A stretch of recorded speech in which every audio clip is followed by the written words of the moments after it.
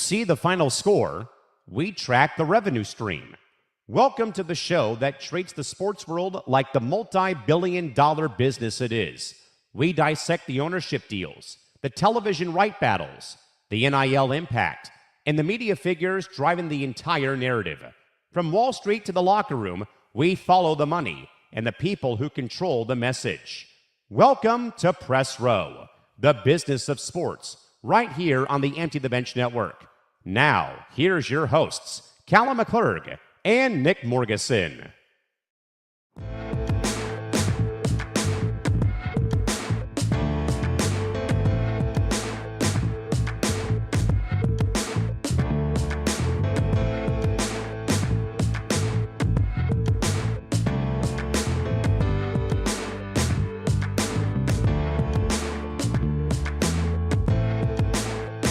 Hello again, my friends. Happy Wednesday. Welcome into the second to last week of the month of July already. It is July 22nd. It is another live episode of Press Row, carrying you all the way till 2 p.m. this afternoon on the West Coast. He, of course, is Nick Morgasen. I'm Callan McClurg, joining you today for another 3-hour Grand Circle tour of all things sports business and sports media. Again, reaction coming to the ESPN layoffs here in just a few minutes and plenty more to discuss. Nick, a wild and loony couple days in sports media and business, my man. Great to see you as always. How are we doing today? I'm doing good, man. This has been a whirlwind of a last couple of days. These are the shows that we like doing, not because of the Vrabel and Rossinis of the world, but how our industry is being affected. And in a terrible way. Yes. We talked about it on Content Dungeon, which, by the way, can we give a round of applause to the people the 1,900 plus people that came and joined us on that show, which, by the way, you said it the other night. That proves that show needs to stay and needs to be part of our lineup. But in the words of Blondie, one way or another. Yes. Exactly. So we're let's put it this way.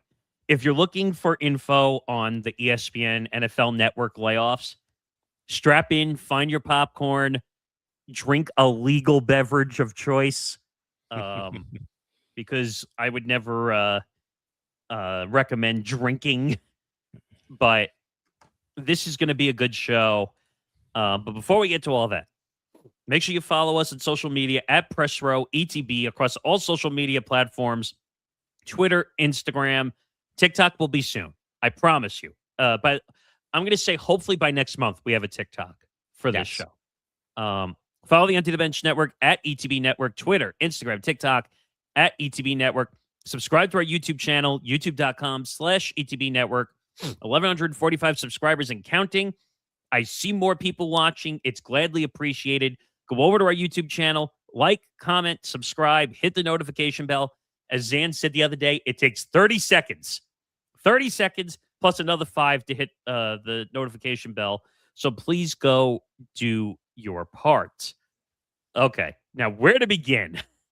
We're going to talk a lot about the ESPN NFL Network layoffs. There's a lot of pieces to this, including, for the first time for this audience, we'll talk about the Ryan Clark situation from a full media perspective. Content Dungeon was more of breaking the news when it came out. We're going to give you a full media perspective of what was done correctly and what was done incorrectly in that scenario. We're going to talk about some huge names that were let go from ESPN, including a Carl Ravage, who's been with ESPN since 1993, David Lloyd since 1997.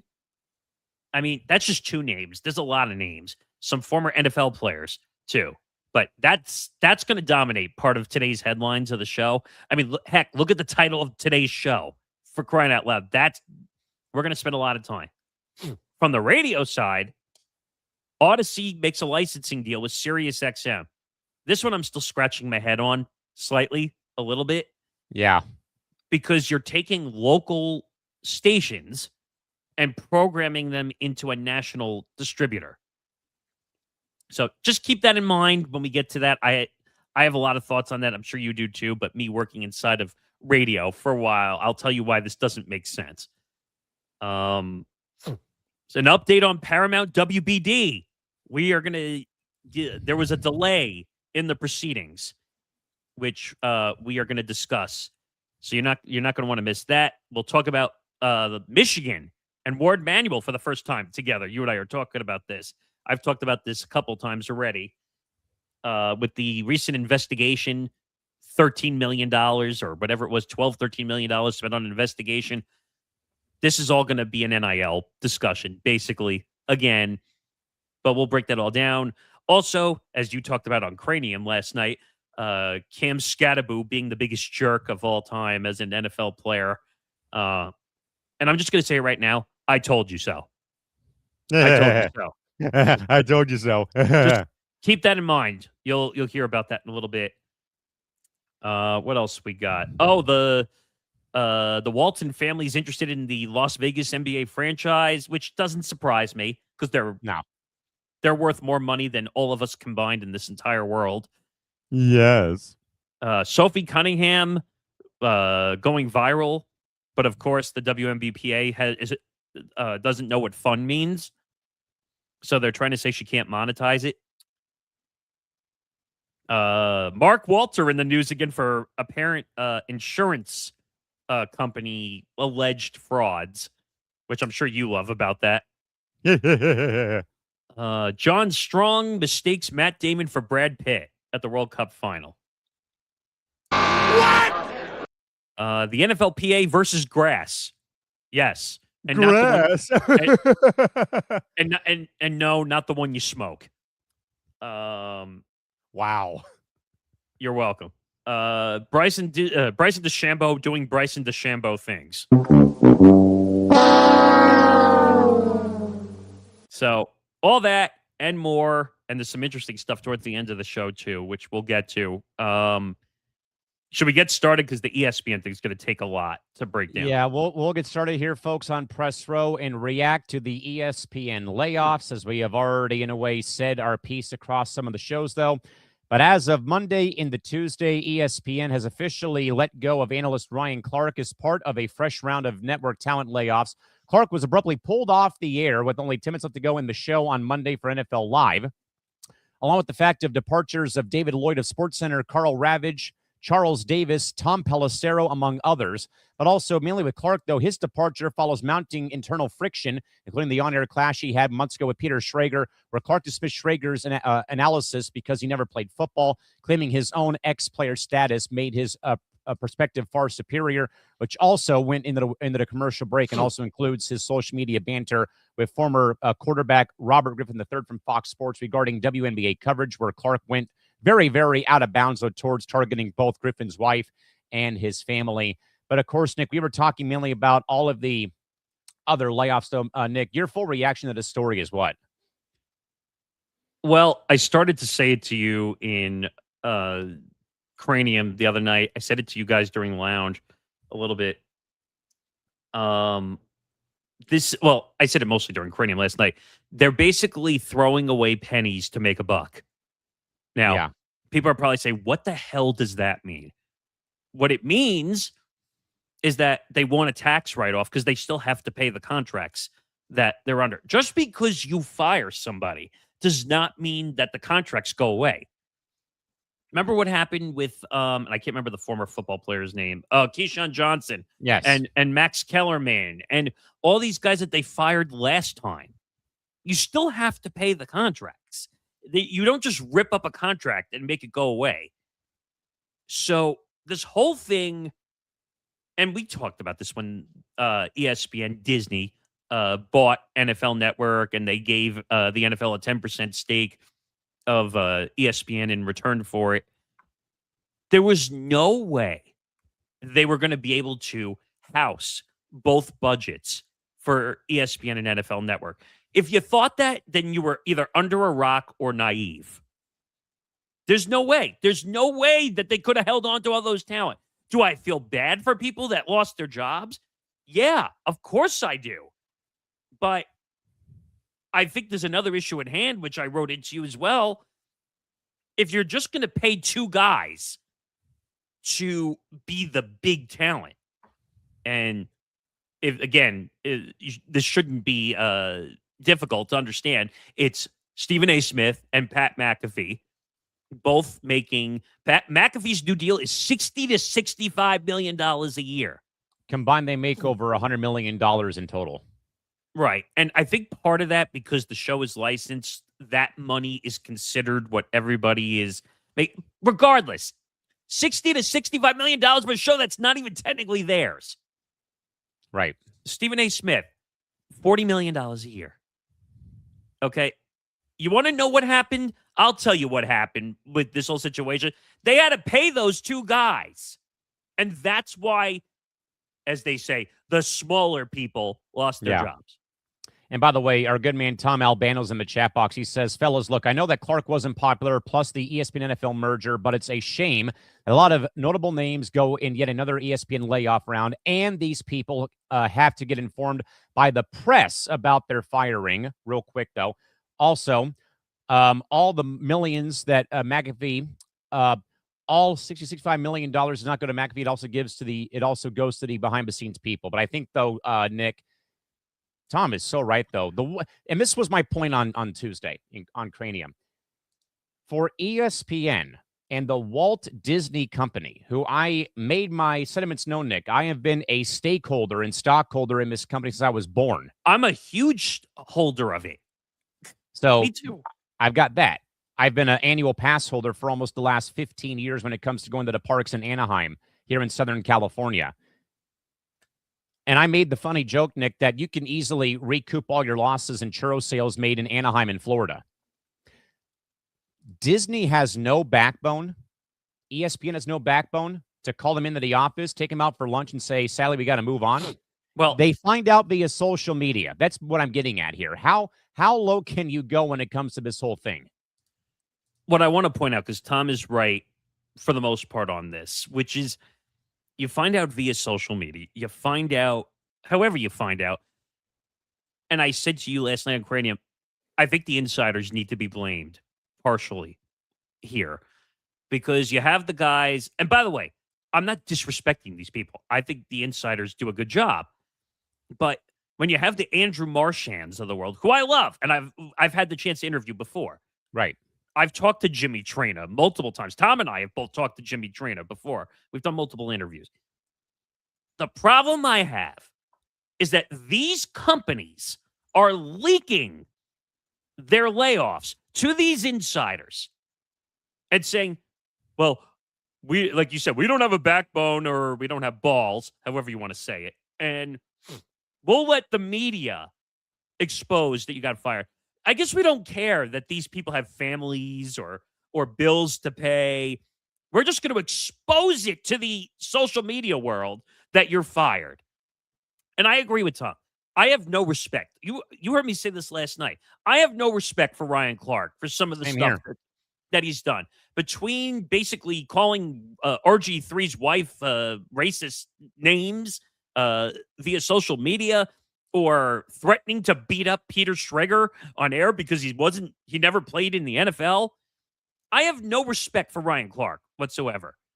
But there is an update to that story, though, by the way, that I found out. And of all places, Tom, by the way, because we used to clown about this all the time. Oh, hang on a sec, Nick. What? Tom says, this also reminds me of one of our old AJ Perez interviews, Nick, where I said ESPN only cares about getting the content these days. They'll plug anyone behind the commentary and analyst desk, especially if they're former athletes, a la Ryan Clark. That's a fact. Like, they only care about athletes and all this stuff. They don't care about if you're good at your job, if you're a good journalist or you're a good editor or host. They want the names. That's why they're paying McAfee and his staff $60 to $65 million a year. Why do you think they keep flying McAfee's show all over the country? They were in LA for the ESPYs. Yeah. They were literally in the building. They allowed McAfee's show to give 3 ESPYs away before the show. Why do they do that? Because the digital attention is on McAfee. Correct. And don't get me wrong. McAfee is a very talented person. He does a good show. Okay. But at the expense of $60 to $65 million a year, where do you think that's coming from? Yeah, from all these layoffs that they're doing here. Well, all the small people. And by the way, let me be very clear. I'm not saying that to be mean. I'm pointing out just in the power structure, the grid, the organizational grid. The smaller people are the camera people, the production people, smaller talent. Okay? These people are losing their jobs because McAfee and his staff have to pay $60 to $65 million a year. You're telling me that they wouldn't be good at 20 to 25 or 30 million a year? No, because they're hungry hippos wanting every nickel and dime out there. The one defense I will make is McAfee drives a lot of numbers digital. For sure. And I don't think we're questioning the work or the drive. No, not at all. I think it's just more about how the company went about these layoffs and the pulling Ryan Clark off the air. 10 minutes left to go. I know there's a follow-up, but just, hang on a sec. So the way they handled Ryan Clark's situation, they got rid of what remnants they have of their baseball coverage and their love for the game of baseball by ditching Carl Ravitch after 33 years of service. Ditching David Lloyd, who was on ESPN News back in the 90s when he came here from KGTV in San Diego. The OG ESPN News. Yeah, before ESPN News kind of faded into the background. Stefania Bell being let go before the football season, where, again, people relied on her for fantasy football advice when it came to injury problems, like Charles Davis. And I said this, Nick, on Cream on Tuesday, because I was talking to Isaiah Leung about this on the phone on Tuesday. Tom Pelissero never gets his feet in the water, it felt like, when he got to ESPN. And him and I both agreed there was bound to be one odd man out when you had this merger take place. But then I made the very interesting point. Hey, there's an opening for the senior NFL insider role over at The Athletic in the New York Times. Why not go there? Well, I want to save him for a second because I want to do the actual ESPN people first. But the Ravage thing pissed me off big time, because I remember the Baseball Tonight days.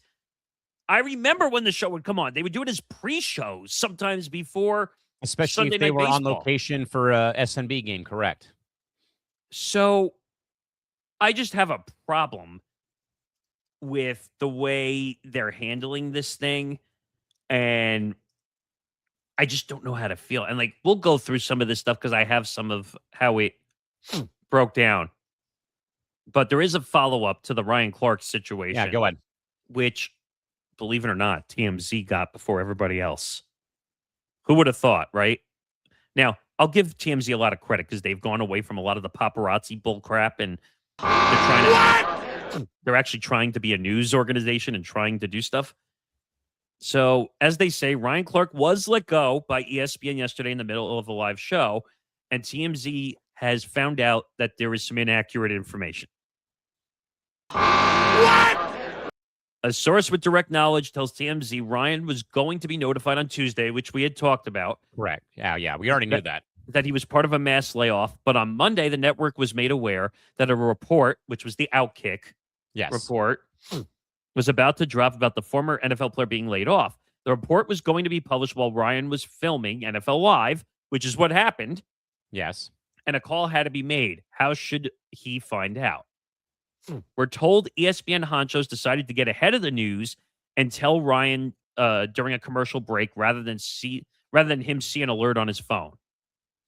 Ryan did not come back on the air after being informed he was let go. Obviously, the news rattled him, and we're told both Ryan and ESPN agreed it was better not to return.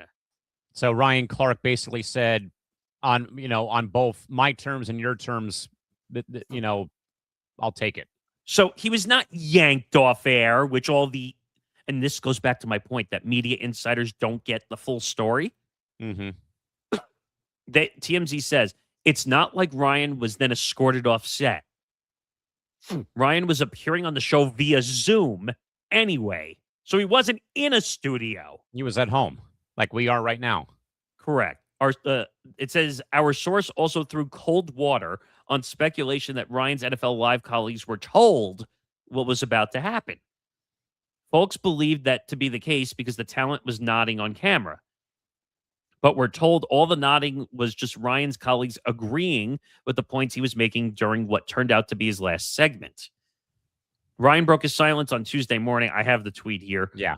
And he wrote, sending prayers and love to all those laid off today by ESPN.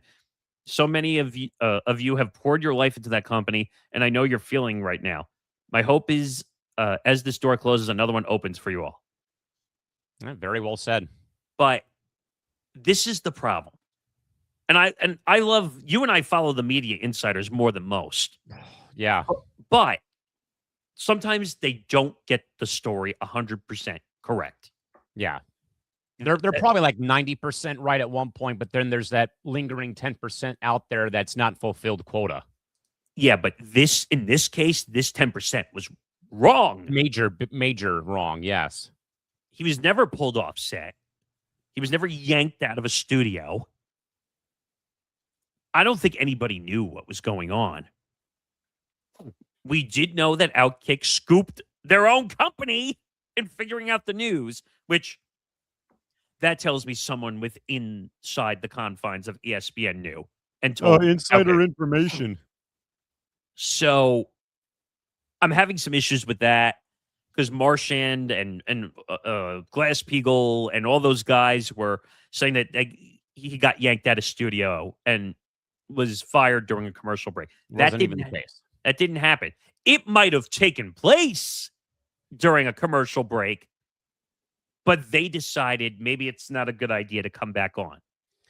I think, Nick, the main parallel I tried to draw on Tuesday and even writing into to ETV Sports was that, ESPN's one thing, as I'll kind of branch off here for a sec. But again, this is also a full company umbrella-wide issue here we're talking about, and I made that very much clear on Tuesday that, yeah, ESPN's one thing, but we also have lost about 150 people from Pixar Animation who just saw Toy Story 5 break $1 billion in box office revenue. At least a dozen news staff members of ABC News were thrown to the curb.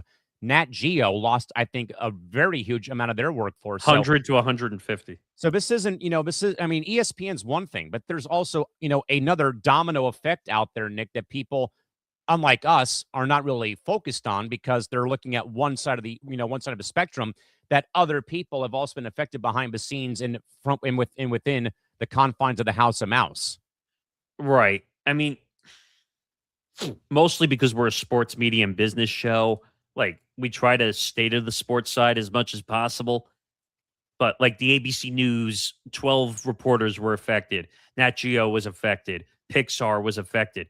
So I don't think it's 100% fair to say that this is just an ESPN issue. When it's company-wide. But I would say the biggest names all came from ESPN, though, yes. All came from ESPN, and I guess you could say ABC also, depending. But I don't know. They were going to have to chop some budget. Yeah. And I made that clear on Tuesday that at some point when you have a merger of this magnitude, where again I think the NFL got a 10% stake in ownership of ESPN as a whole, that again somebody or some people weren't going to be a part of the parade or the party when this whole thing happened. And again, I think though, Nick, I'd say a little bit more stunned that Tom Pelissero does not really get a chance to really establish himself at ESPN. And I think that Christy will have more though about Andres Hale, the WWE reporter who also was let go because mainly for his criticism of the WWE PLEs. Well, that goes back to the point I was making that I was telling Zan, and I think I told you the other day, don't give your employer a reason to fire you. If you give your employer a reason to fire you, you're almost daring them to fire you. At like this poking rate. the bear. And it's really hard to find a job in the media industry right now. It really is. And so if you do something stupid in the process to lose your job, then you kind of deserve to be fired. And I don't say that very often. Like, if you do something to the point of breaking the law or doing all this stuff, that's on you as an individual. And the thing I want to say, because I don't think we got through the whole list of go ahead. names. So on the Ravage thing, quickly, 33 years, came in as a Sports Center anchor, made his way to baseball, did college basketball play-by-play. He'll be fine. Oh, yeah. I mean, he also worked long enough, in my opinion, also that I know he's doing a podcast now, I think for Foul Territory Network. Same with Linda Cohn. She just started her own YouTube channel on Monday, I believe, this week. Right, but she wasn't part of the layoffs. She wasn't part of the layoffs. I'm just roping her in because all this is with ESPN. Correct. But I feel bad for Ravage. This was a day after I think they called the game in Los Angeles. Yeah, they were doing Cardinals Angels in Anaheim. Yes. So I have a problem with that one slightly because the guy just came off a road trip doing a game and you said, "Oh, here's your pink slip. See you later." 33 years, as you said, like you picked up a ball of paper, just like, "Oh, we don't need you anymore." Like, yeah. It's like trash. It's like, where's the nearest dumpster? We're gonna throw you in it. Like, yeah, where's the common decency? Where's the backbone? There is no common decency. The business is business, and I hate saying that because I hate it. But it's like I said, they're willing to stumble over pennies to make a buck. And what's the rest of the list? It was Charles Davis, Tom Pelissero, Bart Scott, right. Cam Newton. Bart Scott, like, he could be a little polarizing, but again, not his fault. Like, he was also doing local radio on the ESPN New York affiliate that I listened to some Cam days. Newton. I'm surprised Stephen A. didn't go to bat for Cam Newton or Ryan Clark. Obviously, Ryan Clark, Stephania Bell, David Lloyd. Stephania Bell, fantasy injuries during Sundays, like before the game. They did that show called Fantasy Football Now, I think was the name of the show. Him and Field Yates. She and Field Yates did a really good, it was like 2 or 3 hours. They did a really good job on it. And then I'm just trying to have, here's the whole list. Like you said, Bart Scott, Andres Hale, I can't pronounce his name, Dan Hadjigi, who wrote for ESPN.com. It's bad, man. Like, it's just, it's horrible. It's going to get worse, sadly. David Lloyd, 1997, ESPN News. And by the way, David Lloyd became like the Swiss Army knife as Sports Center. Oh, yeah. He could be in the morning. He could be in the afternoon or in the evening or late at night. It didn't matter. He would go to L.A. when they still had the L.A. Sports Center studios like Linda Cohn did. I don't know, man. It's rough. It's not right. And to the point where Pat McAfee had to respond because his show was getting blamed. Yeah, that's not right. If you want to say he's being overpaid, that's one thing. But don't attack them like it's not their fault. It's not McAfee, nor is it even Stephen A's fault. This is all management, wearing corporate suits up in Bristol, Connecticut. And by the way, people forget, like, because they say, "Oh, Pat McAfee only does a show." Wrong. He's on College Game Day. So the show is constantly traveling with him to do the show. He travels everywhere. He's like a big giant spokesperson for ESPN. Yeah. It's crazy. Like, they send him to do simulcast for college football. Stephen A., you and I can't stand him. He's probably one of the most annoying people in the world of content. But he's everywhere. He doesn't make $40 million by accident. Like, right. He was doing NBA coverage. They finally pulled him off because it was just too much. But he does First Take. What else does he do? He will be on some basketball coverage. He'll do other stuff. The guy drives views. Yeah, you have to remember, the reason that these guys make money is because the amount of generated revenue they create for the network. You're not making $40 million unless you're generating. Now, in radio, I only know this more from a radio standpoint. Right. So, like, Mike Francesa, I'll use that as an example. He was making like $5 million in afternoon drive at WFAN. But you have to the station has to make 4 or 5 times the salary of the talent in afternoon drive for it to make that money. That means the slot had to make $20 to $25 million to suffice him making $5 million a year. So take that into account. I don't know what the number is in TV. TV might be a little different. I would think it would be. I would say it's probably a 2 or 3x multiple at least. So if he's making 60 to 65, or the show as a whole, let me say it that way, is making 60 to 65, that means that they have to generate 180 to 185 million in revenue to suffice paying the whole show 60 to 65 million dollars. That's insane. That is Insane. bonkers. Now for the NFL Network side, I feel bad for Tom Pelissero. I Big really time. do. Could not agree more. But here's another issue you run into. You have Adam Schefter. Rappaport. You signed Rappaport. By the way, how is ESPN's not going to get scooped on NFL Insider stuff anymore? They have the top 2 guys. Yeah. Why wouldn't you keep Pelissero and build a full team of insiders, though? I don't. Yeah, build the damn Avengers Doomsday team to go and fight Doctor Doom. I feel like that was a huge miss, in my opinion. Now, I said it to you the other night, and I think you brought it up on Cranium. It's a no-brainer. He should go to the Athletic. Bingo. And they just had the whole situation with Diana Rossini. I know they signed Jonathan Jones from CBS. Oh, that's right. Yeah.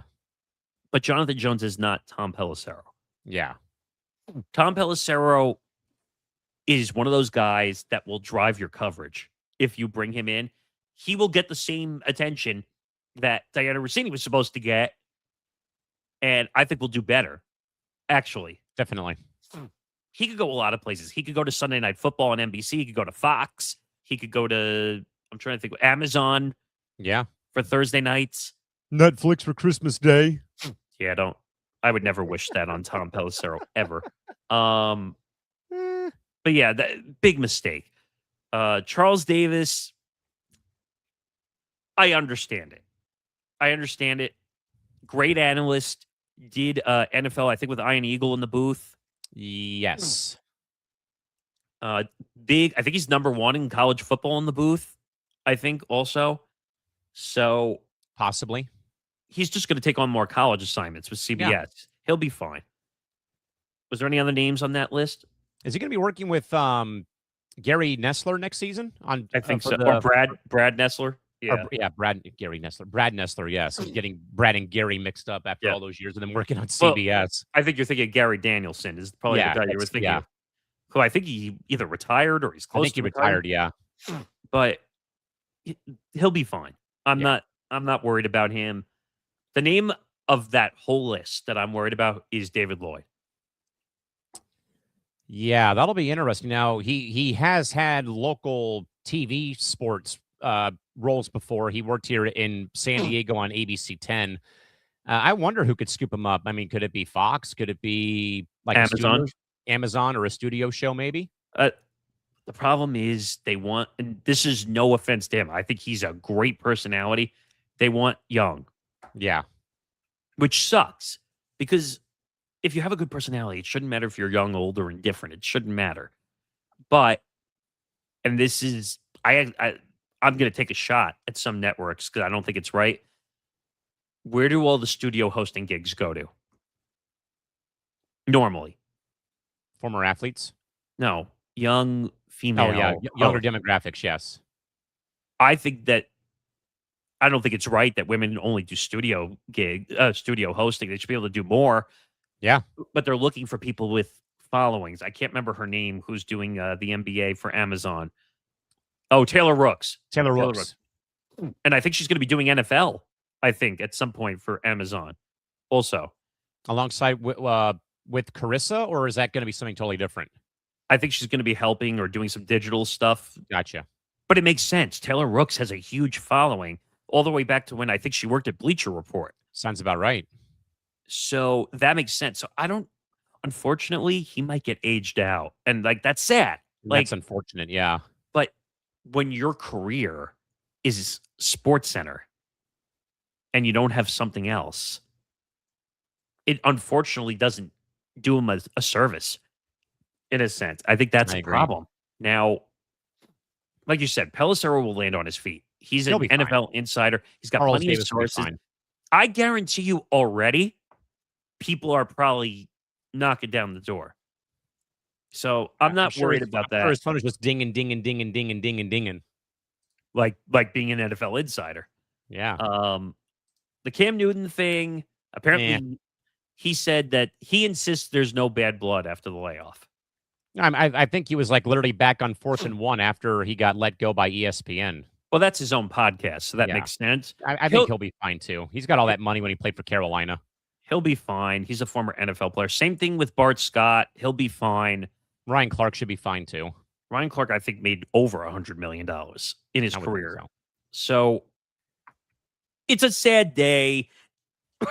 I'm not happy with ESPN the same way you are. They could have handled this so much better. Stop giving the news to the Marchands and the Jimmy Trainers and Ryan Glass-Steagall of the world. And respect your employees, damn it. Like, it's not right what they did. But unfortunately, it's the nature of the beast. It's the nature of business. Yeah. And unfortunately, the media business is a little bit dirtier than some other industries. I don't mean that everyone is a bad person. I mean that they don't give two craps what your reputation is when you walk out the door. As soon as you are not part of the ESPN family, they forget who you are as a person. And that sucks. But when you have like the SVPs of the world, the Mike Greenbergs of the world, the SASs of the world, the Pat McAfees of the world, those guys are going to get frontline billing. And as long as those guys could go out on their own, that's why ESPN is going to desperately do everything in their power to hold on to these guys. But this is a bloodbath in ESPN. Now, is it as bad as some of the other times when we had to report the unemployment of 300 employees, 500 employees, mostly behind the scenes people? It's not as bad. No, because this involves people that everybody out there knows. It's like going to Cheers in Boston. Like everybody knows your name. Right. And this is just, as they say, chopping the fat is what they call it, where they have to find ways to kind of cut down on the budget. Otherwise, they're going to go under. But I do find it interesting they cut some of the NFL guys knowing that they have the Super Bowl coming up. Yeah. So, and we saw Stephen A. do a 17-minute diatribe on Ryan Clark. If you're going to do a diatribe on Ryan Clark, why didn't you go to the bosses and say, I want him here still? Who knows? But there's going to be more on this. So we'll be back on this. Yeah, so we'll move on, folks, from one side of the business and media over to more involving the media. But, Nick, in a massive consolidation move across terrestrial and satellite radio, major radio broadcast operator Audacy has officially reached an agreement to license its portfolio of flagship local sports and news stations directly to SiriusXM Radio. The licensing deal allows SiriusXM to carry primary metropolitan sports talk feeds nationwide, expand satellite radio's live local footprint while giving Audacy a crucial national distribution lifeline and digital monetization boost. Nick, does Audacy licensing its major market radio stations to SiriusXM signal that the traditional AFM or AM/FM band radio operators can no longer survive on local ad dollars alone without a satellite streaming platform provider in partnership like Sirius? I mean, we've known that for years, right? That AM/FM radio is dead and dying, and you need that scene where Squidward goes to the grave with the flowers. Here lies my hopes and dreams. Yep. But instead, right on that tomb, here lies AM and FM radio on the decline. I mean, unfortunately, I don't think this has anything to do with growth. I think this has to do with survival. I think even Sirius is having its own problems right now. Sirius had to pay a license fee to Audacy. It's not like Audacy went to Sirius and said, "Oh, we'll pay you and we'll put our channels on there." But what I don't understand, and I'm reading the amount of stations, I have a list of it here. So according to Andrew Martian of The Athletic, on Tuesday morning, sharing that WFAN and 41 other Audacy-owned radio stations will soon be available on SiriusXM. In addition to WFAN, Philadelphia's WIP, Boston's WEEI, Chicago's The Score are among the local stations included in the SiriusXM agreement. According to Andrew Marchand, the partnership will see Audacy receive a licensing fee, and it's expected to start September 1st. Right around the time that football season gets underway. Each of the 42 stations will be available on the SiriusXM app, while WFAN and 8 other stations will also be offered in vehicles built in satellite radio. So it's going to be on a channel somewhere. Yeah. But here's the question, though. You're in San Diego because I'm in New York. I could get WFAN regardless. Are you really tuning into WFAN on satellite radio to listen to New York talk radio, New York sports talk radio? No, I'm going to answer your question for you. But honestly, what do you think of that? Like, that makes no sense. No, this doesn't make any sense. And I was actually trying to see if anything out here would be affected. And what I've been gathering is that 97.3 and 97.1, which is the new LA-based FM talk station, will not be affected by these moves. I think but it's part of the deal. It's going to be on Sirius, the new LA channel. Yeah, I don't have Sirius, so I just listen on the Audacy app on my phone for Padre baseball and local talk radio here. But I'm talking about from a logistical standpoint. Say you had Sirius. Are you really going to tune in? Oh, absolutely not. Right. Thank you. No. This makes no sense. Now, I think there was a much larger list. I have to find it. But they're also, I think, putting music stations, and they're taking 10-10 wins from here and putting it on Sirius. Like, who's listening to local New York news on satellite radio? It makes no sense. Other stations. 105.3 The Fan in Dallas, 95.7 The Game, San Francisco.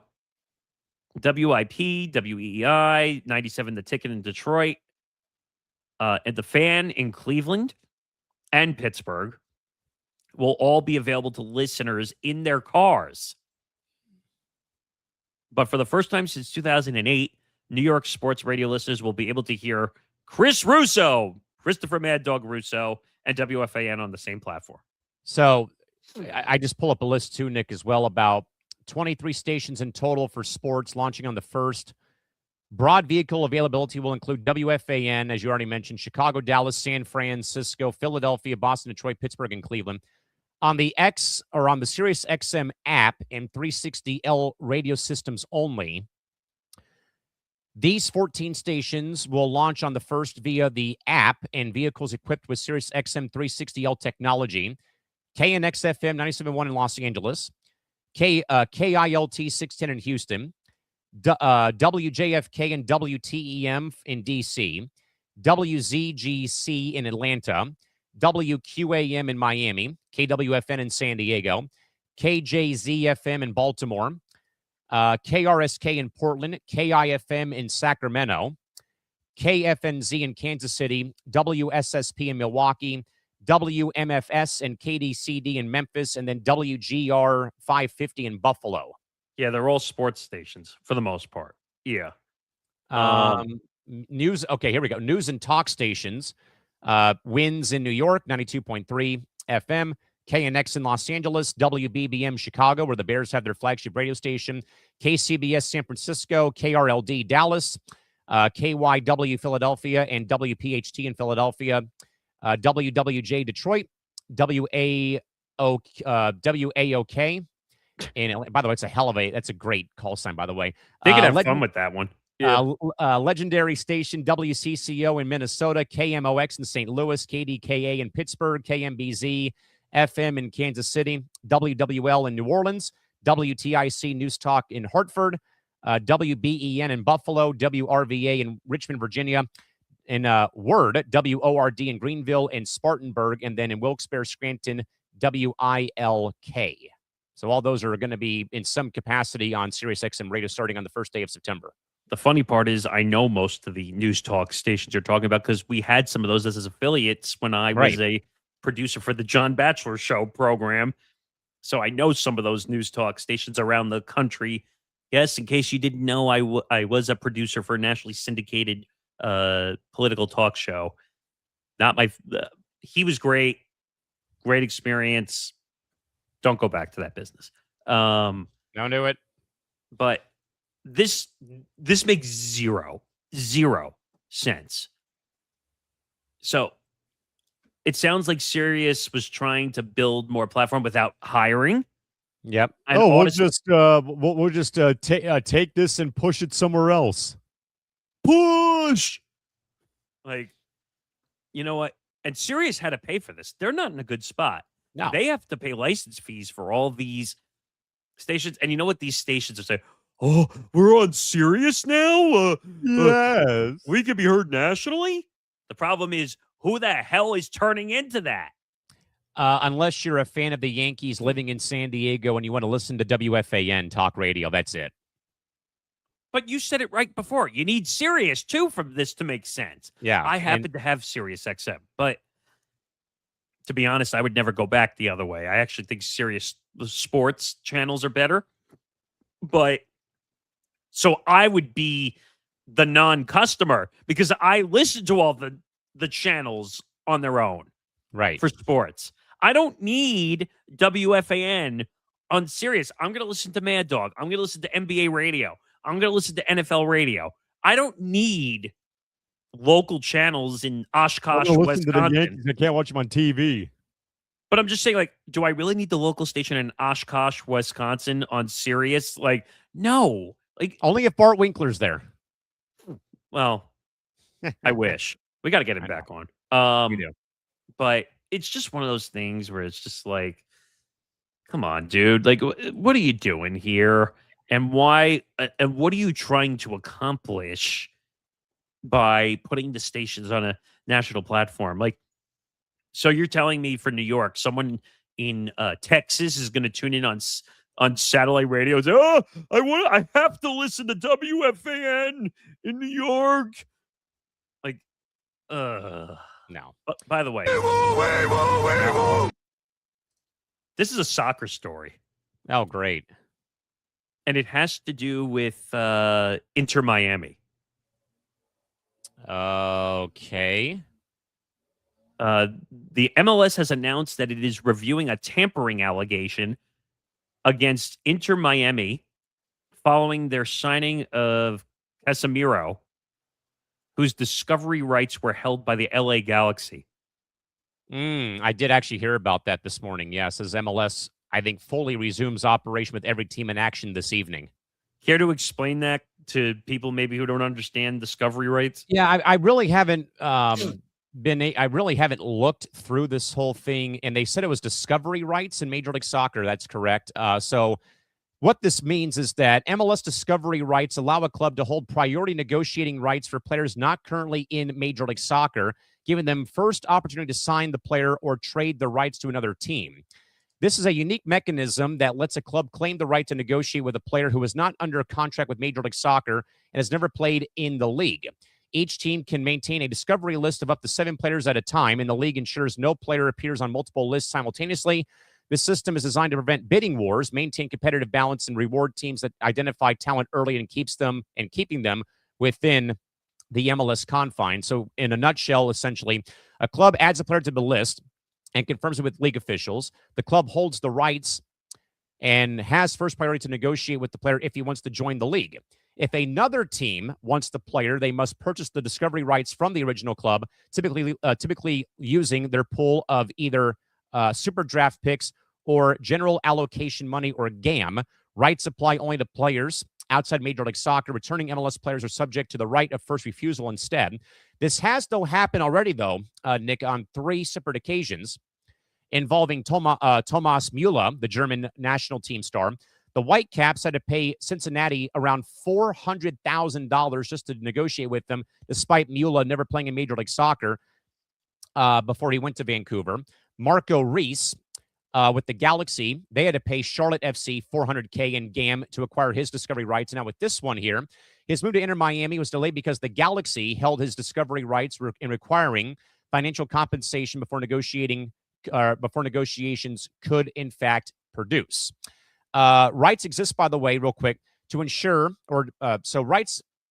discovery rights exist to encourage early scouting by rewarding teams that identify talent first, prevent the wealthier clubs like the Galaxy from dominating the marketplace and outspending others for top international players, maintain league control over player acquisitions in MLS's single entity structure. And though it's controversial, the system does ensure that MLS clubs do operate with a structured, framework for signing international talent, balancing competitive fairness with player acquisition flexibility. I know I dropped a lot of you there, Nick, but that's the simplest form I can tell you. So basically, it has to do with almost like bird rights in the NBA, in a sense. Like, you have to follow the rules for whatever the rights are, and if you don't follow them, it leads to a massive investigation on who has the rights. This is actually a good plug down the road for benchmarks. I will talk about how loony Major League Soccer's salary cap in Major League Soccer operates with stuff like this happening. By the way, we have the updated numbers for the World Cup. So are you interested to hear how many people watched the World Cup? 125 million people. No, not that much, but 66 million watched Not the bad. World Cup. That's actually good. Yeah. And that's Telemundo included into there. Telemundo announced a record-setting 23.9 million viewers watched the Spanish language broadcast for Spain's 1-0 victory over Argentina, combined with Fox's 42.5 million viewers for the match only window.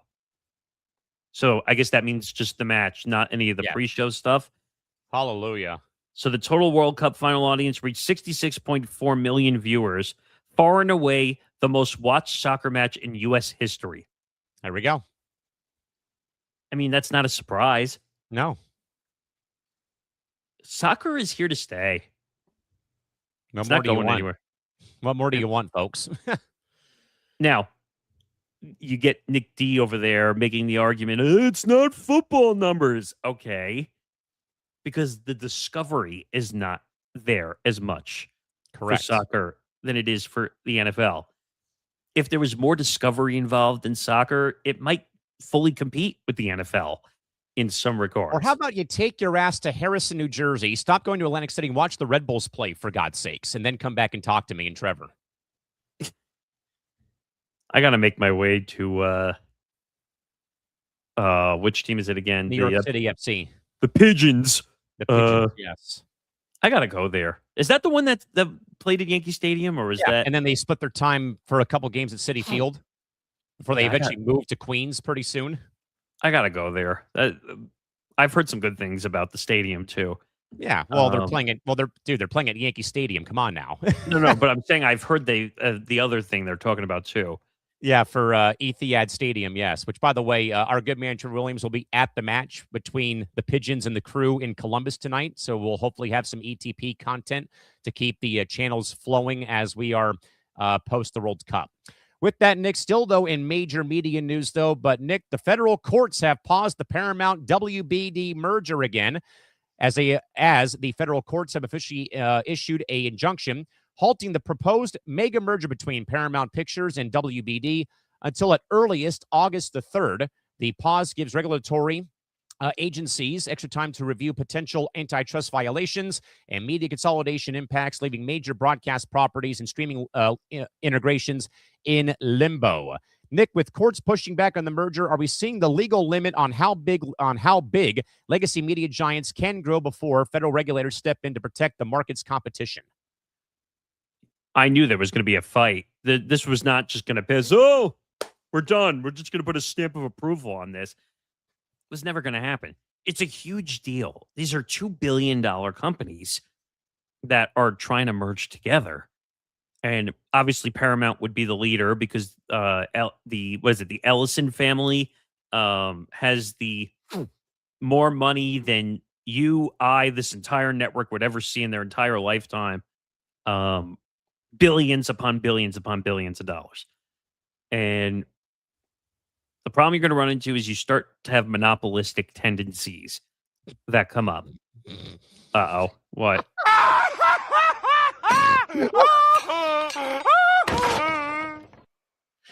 Because I was curious about when New York City is back at home. For one, they're back home next Saturday against Zan Bando and the Chicago Fire at Yankee Stadium. Yeah. But I was looking at the schedule because coming up in August, there's a thing called the Leagues Cup. Yeah. Play teams from Liga MX down in Mexico. The Pigeons are playing all 3 of their games versus Santos Laguna, Cruz Azul y Nakana at the Red Bull Stadium in New Jersey for all 3 games. What? I think because the Yankees are probably at home in the Metro, and the only place they can is in New Jersey. Probably. At the arch rival stadium. I'm sorry, I just had to laugh about that. Go on. But $2 billion companies, Paramount, Warner Brothers Discovery, 13 states or 14 states have already been involved in filing petitions against this. Including us out here.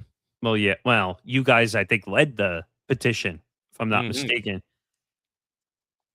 It's going to happen at some point. They can only fight this for so long. Yeah, you can only keep kicking this can down the road. And, I kind of wonder what it would look like, though, Nick, for like the sports portfolios if this merger goes through, because you got Paramount with the NFL and UEFA Champions League and the WNBA and March Madness. Golf, March Madness and golf and whatever else they have. Baseball.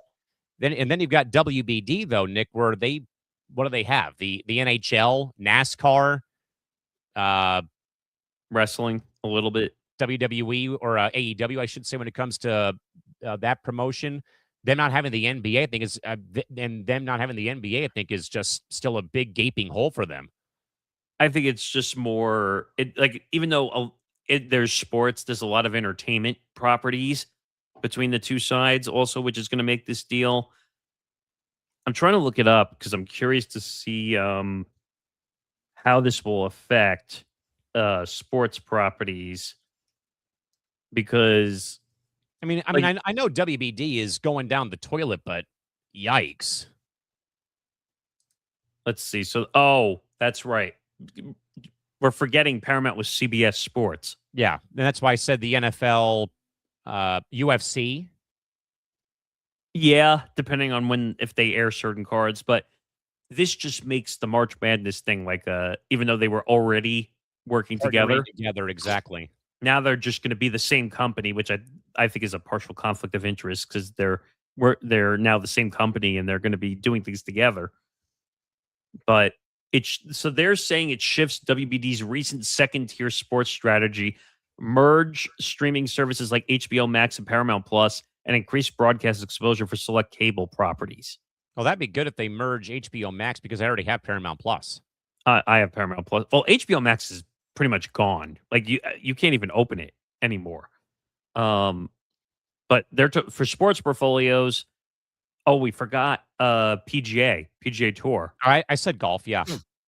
So they have March Madness, NHL, PGA Tour, UEFA would all be under the same roof. WBD also has Unrivaled. Correct. Yes. So I guess technically they could simulcast stuff to multiple platforms, which that becomes annoying at some point. Yes. HBO Max and Paramount Plus are planned to merge into a single direct-to-consumer platform, combining live sports and entertainment libraries together. Interesting. So it'll all go to one place. Now, the people who are fighting this, the 14 states that are fighting this, they need to decide how much are they willing to dive deep into their heavy pockets of money to keep fighting this. Because at some point, representation is going to say, you can keep spending money with us as much as you want. We'll take your money. Money? You mean if we stay open 24 hours, you give us your money? Sure. That's kind of what this operation is going to become. The lawyers are going to say, we'll keep fighting, but it's going to cost you a pretty penny every time we have to go to work. Yeah. So it's delayed. This is standard. It's just a matter of, do they want to keep fighting it, or do they just want to delay the inevitable when it comes to this situation, really? Yeah, I mean, I'm not surprised by this. I mean, in a way, you're delaying the inevitable. Like, as you mentioned, how deep in the pockets can you really go, though, to keep kicking this can further and further down the road? It's going to happen eventually, as you said. Yeah, I just stop delaying the inevitable. The digital properties are all forming together. Heck, we're always looking to figure out how we can be on more digital properties and how we can grow and expand. And do all these things, and it's just trying to see how we can make reach. Before we continue with our number one, because we went a little long, there's no off season on the ETB network. The Gridiron Gurus are here with Grant Winsauer, Michael Rapolo, and Ben Cruz every Friday night at 7 p.m. Eastern, 4 p.m. Pacific. We're diving deep into the NFL draft boards, tracking free agency rumors, and analyzing roster construction to keep your football fix satisfied all year long. Excuse me. While others wait for August, the Gurus are already breaking down the schemes and players that will define the next season. Stay ahead of the curve with the Gridiron Gurus, only on the Empty the Bench Network. Make sure to subscribe to our YouTube channel, youtube.com/ETB Network, to find out more. You will see them on Friday. And then in about a month, we are going to start the transition back to Sundays. So make sure you don't miss that. They will be your Sunday pregame show leading into the 1 p.m. Eastern time window. And I will announce another thing at the end of next hour that's going to be part of our NFL content. So you want to be prepared for the NFL season during the season? Come here. Now, I won't be, but definitely come here and help and support the cause. With that, Nick, we'll go now to college athletics. We talked about this a little bit, though, over the course of Tuesday. But, Nick, Michigan Athletic Director Ward Manuel is officially stepping down effective at the end of this year. The resignation of Mr. Manuel, though, comes in wake of extensive investigations involving former head football coach Sharon Moore, Connor Stallions, and the ongoing sign stealing scandal, and unresolved compliance issues stemming from Jim Harbaugh's tenure in Ann Arbor, and also the exit of Dusty May for the NBA's Dallas Mavericks, effectively signaling a competitive administrative cleanup for the Wolverines athletic department. Nick, does Ward Manuel's resignation mark the official close of the Harbaugh-era scandal fallout at Michigan, or are more compliance heads going to roll before the NCAA is fully satisfied? This is a weird one. Michigan, obviously a top school. They've spent more money than I know what to do with. I forgot the guy's name, the billionaire. He's like the second richest guy in the world who helped paid for, what's the name of the quarterback? I can't remember. Underwood.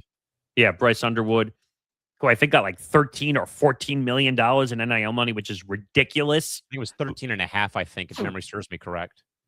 Shouldn't be getting that much money at all. Can you imagine as a college athlete getting $13.5 to $14 million just to say, oh, I'm here. I play football. Absolutely not. But besides that, when the investigations come out, and here's the couple things that were being investigated. Hamburger Gate, which still pisses me off to this day. I know. Because you're trying to, and even though I laughed partially when you said it during ETB Sports, it's because I was so shocked by what you told me about the coaching clinic at SDSU that I was just like, are you kidding me? Like, I've just out of common decency, like if we're going to hold a clinic, like I'd want to feed the people that show up. I think that's just a nice thing to do. Forget whether it's involved in the clinic or not. But so Harbaugh gets got a charge against that for, I think he was spending his own money too, which makes it worse. Yeah, I think he got a 3-game suspension for that, and then when the Stallion stuff came out, that was 3 more games tacked on. Then for whatever else happened, it became a 10-year show cause. So the sign stealing, which you're talking about with Connor Stallions, which that was sleazy. I find it amazing that he's the one coming out smelling like a rose like this, and like he's now the big hero. When Harbaugh got the 10-year show cause, Sharon Moore, who got, 8 games, 8 games, maybe?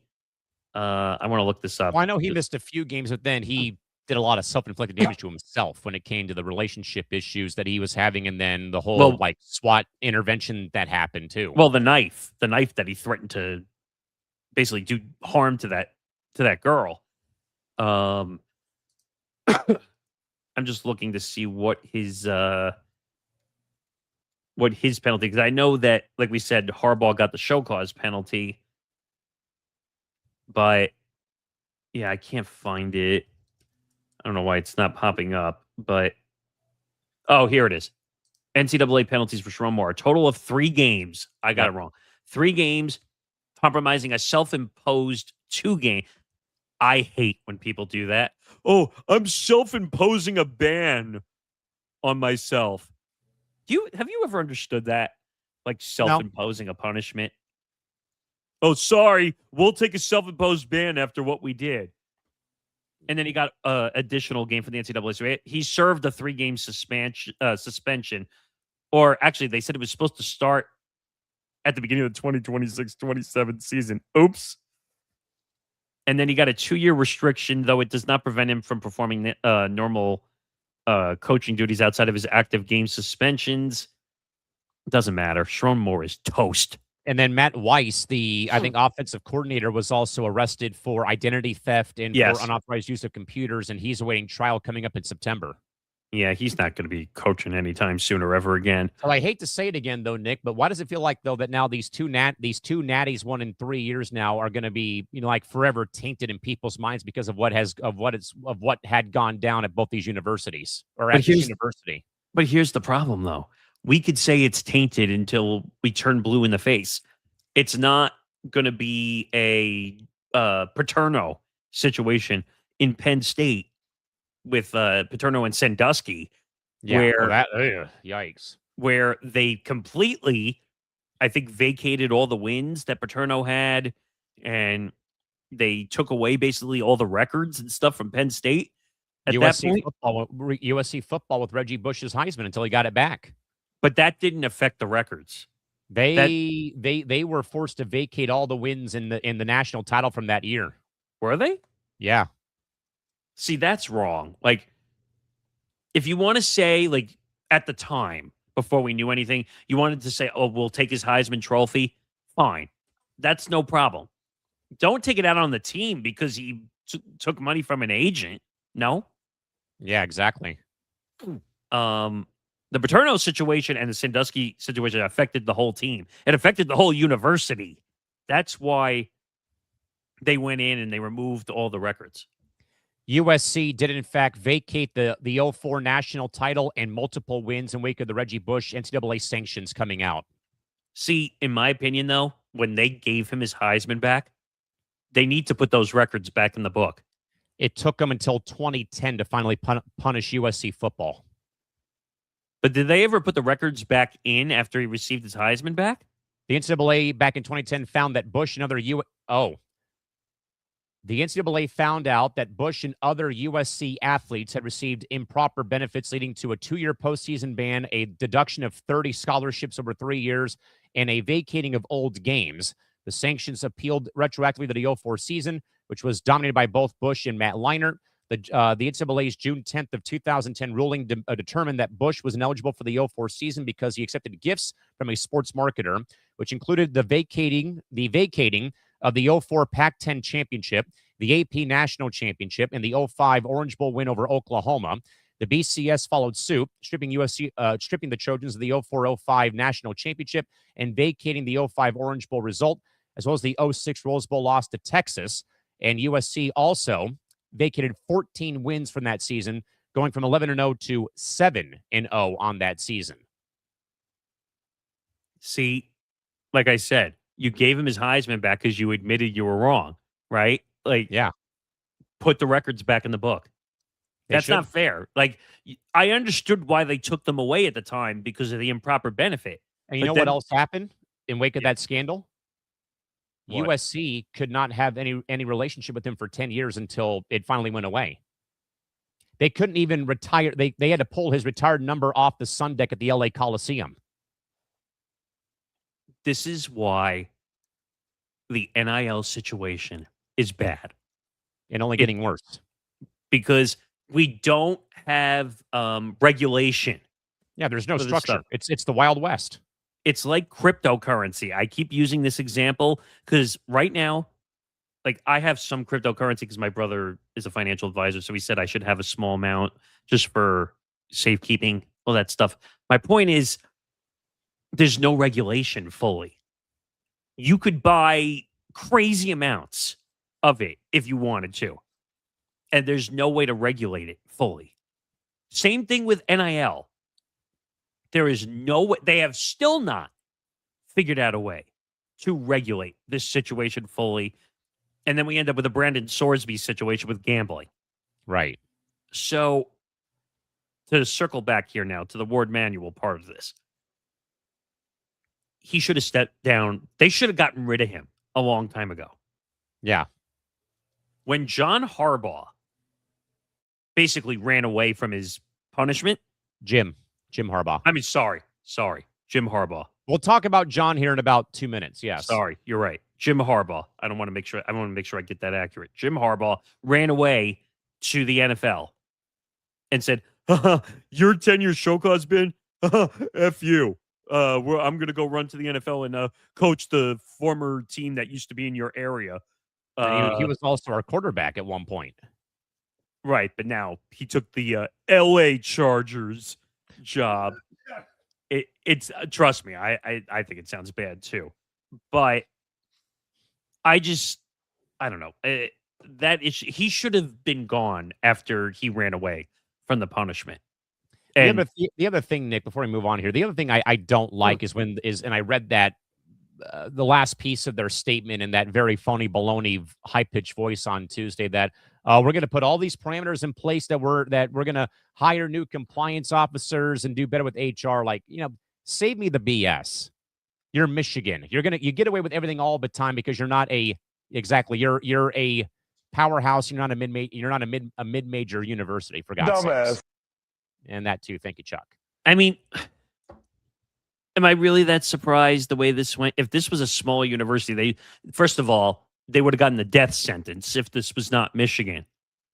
Look at what happened to Southern. Look at what happened at SMU back with Eric Dickerson and those guys back in the 80s and how that killed Mustang football for like 10 years. And people say, but if it was a smaller school, the people wouldn't care. Okay, that's a fair argument. But at the same time, because Michigan has the big donor, whoever his name is, and they donate a lot of money, you really think that the NCAA is going to do shit to them? No, of course not. No, and real quick, our football program at USD, not SDSU, at USD, we had a hazing scandal break out on campus a couple years ago involving the football program. I mean, I think there still is litigation going on between a former quarterback and a bullying scandal? Yeah. And it got to the point, Nick, where the athletic department did not let the media come and cover USD football for a whole year because of what has been going on. It led to the AD resigning from their post. Another one of his assistants resigned from their post. And that, in a way, kind of became national news. Where, again, to my point, that story becomes national news because it's a nobody university.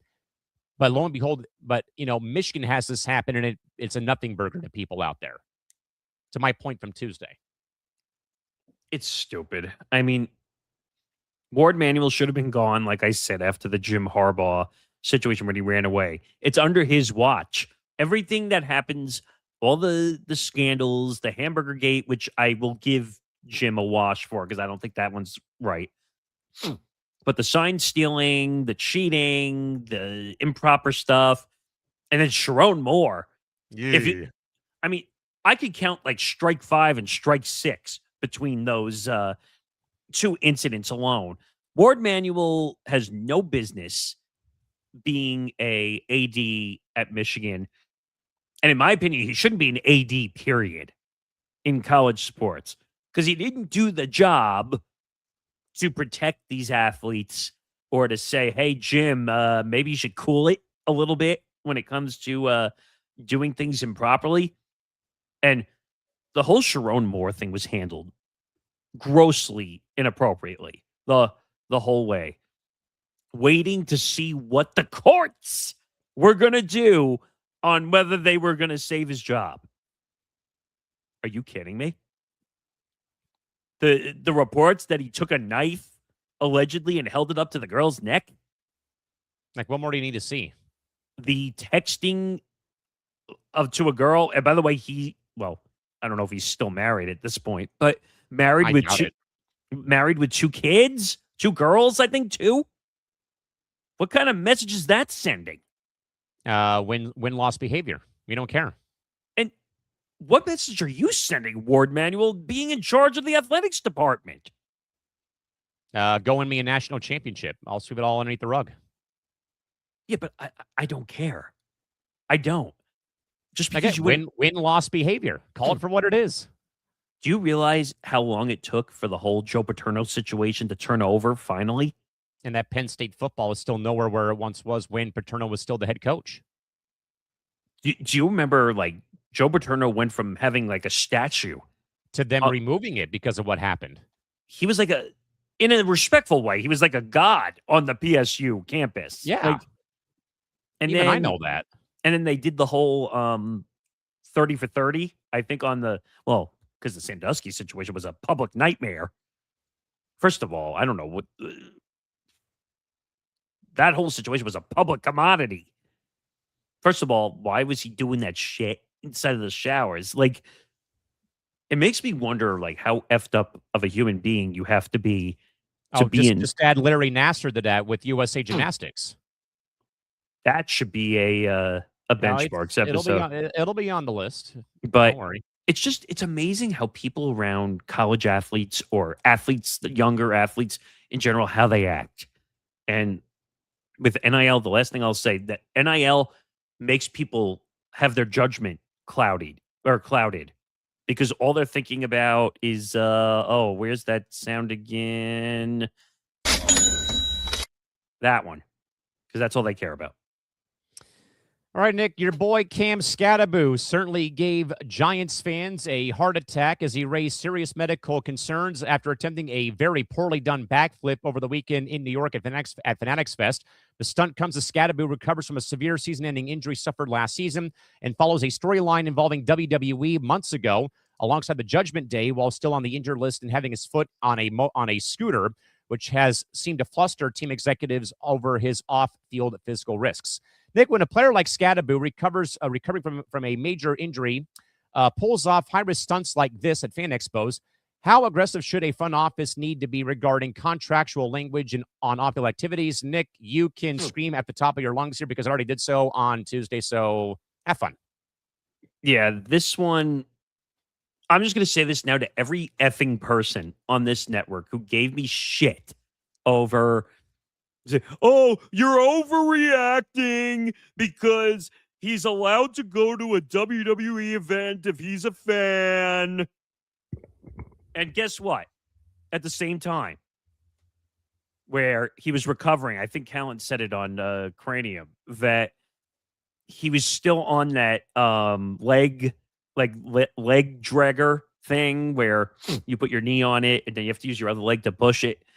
And they made him part of a scheme or whatever they call it, the story of WWE.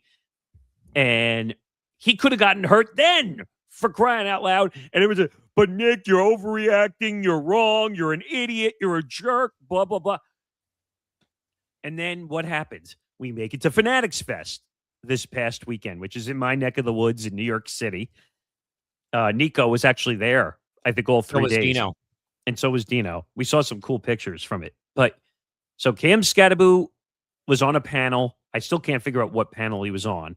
But he decides in idiotic fashion to do a backflip.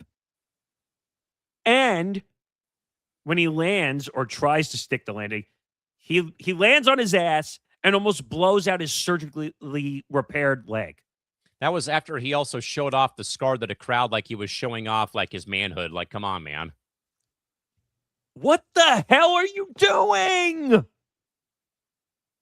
Are you kidding? Where are the Giants? You said it. Where is John Harbaugh?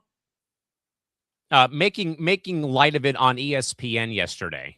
Oh, I didn't even know that. Laughing about it. Wait, John Harbaugh was making light of it? John Harbaugh sarcastically or in a funny way try to make fun of it and saying all he had to do was stick the landing, or he should have stuck it. You know what I'm wondering? I'm wondering if that was a little defensive mechanism because, like, he probably was cringing on the inside. Maybe. Who the hell knows? But this is ridiculous. Every single person on this network who told me, "Oh, you're overreacting and it's not a big deal." Are you kidding me, people? What happens? And I said this to Callan the other day. What happens if the inevitable happened and he blew out his leg, his surgically repaired leg, and he tore Or even worse, what if it was the other leg he blows out? Okay, but my point is, if he tore the ACL or meniscus, and the headline stated, Cam Scatterbo does backflip at Fanatics Fest, which leads to season-ending torn ACL or torn meniscus. What do you think would have happened? Exactly. And I'm going to get backlash from some of the Giants fans with what I'm about to say. The Giants need to cut Cam Scatterbo. They need to cut Cam Scatterbo. This is not worth the headache this is going to bring. It's not. I don't care how good he is. I don't care if he generates revenue for the Giants. I don't care. As the Giants organization, which already has problems up in their own ownership box because of all the investigations we talked about, as Coach John Harbaugh, do you really want to deal with a Cam Scatterbo and all his ego, his attitude, talking about how CTE is fake?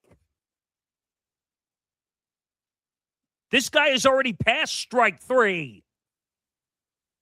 I know you said, or you and I both said one more incident.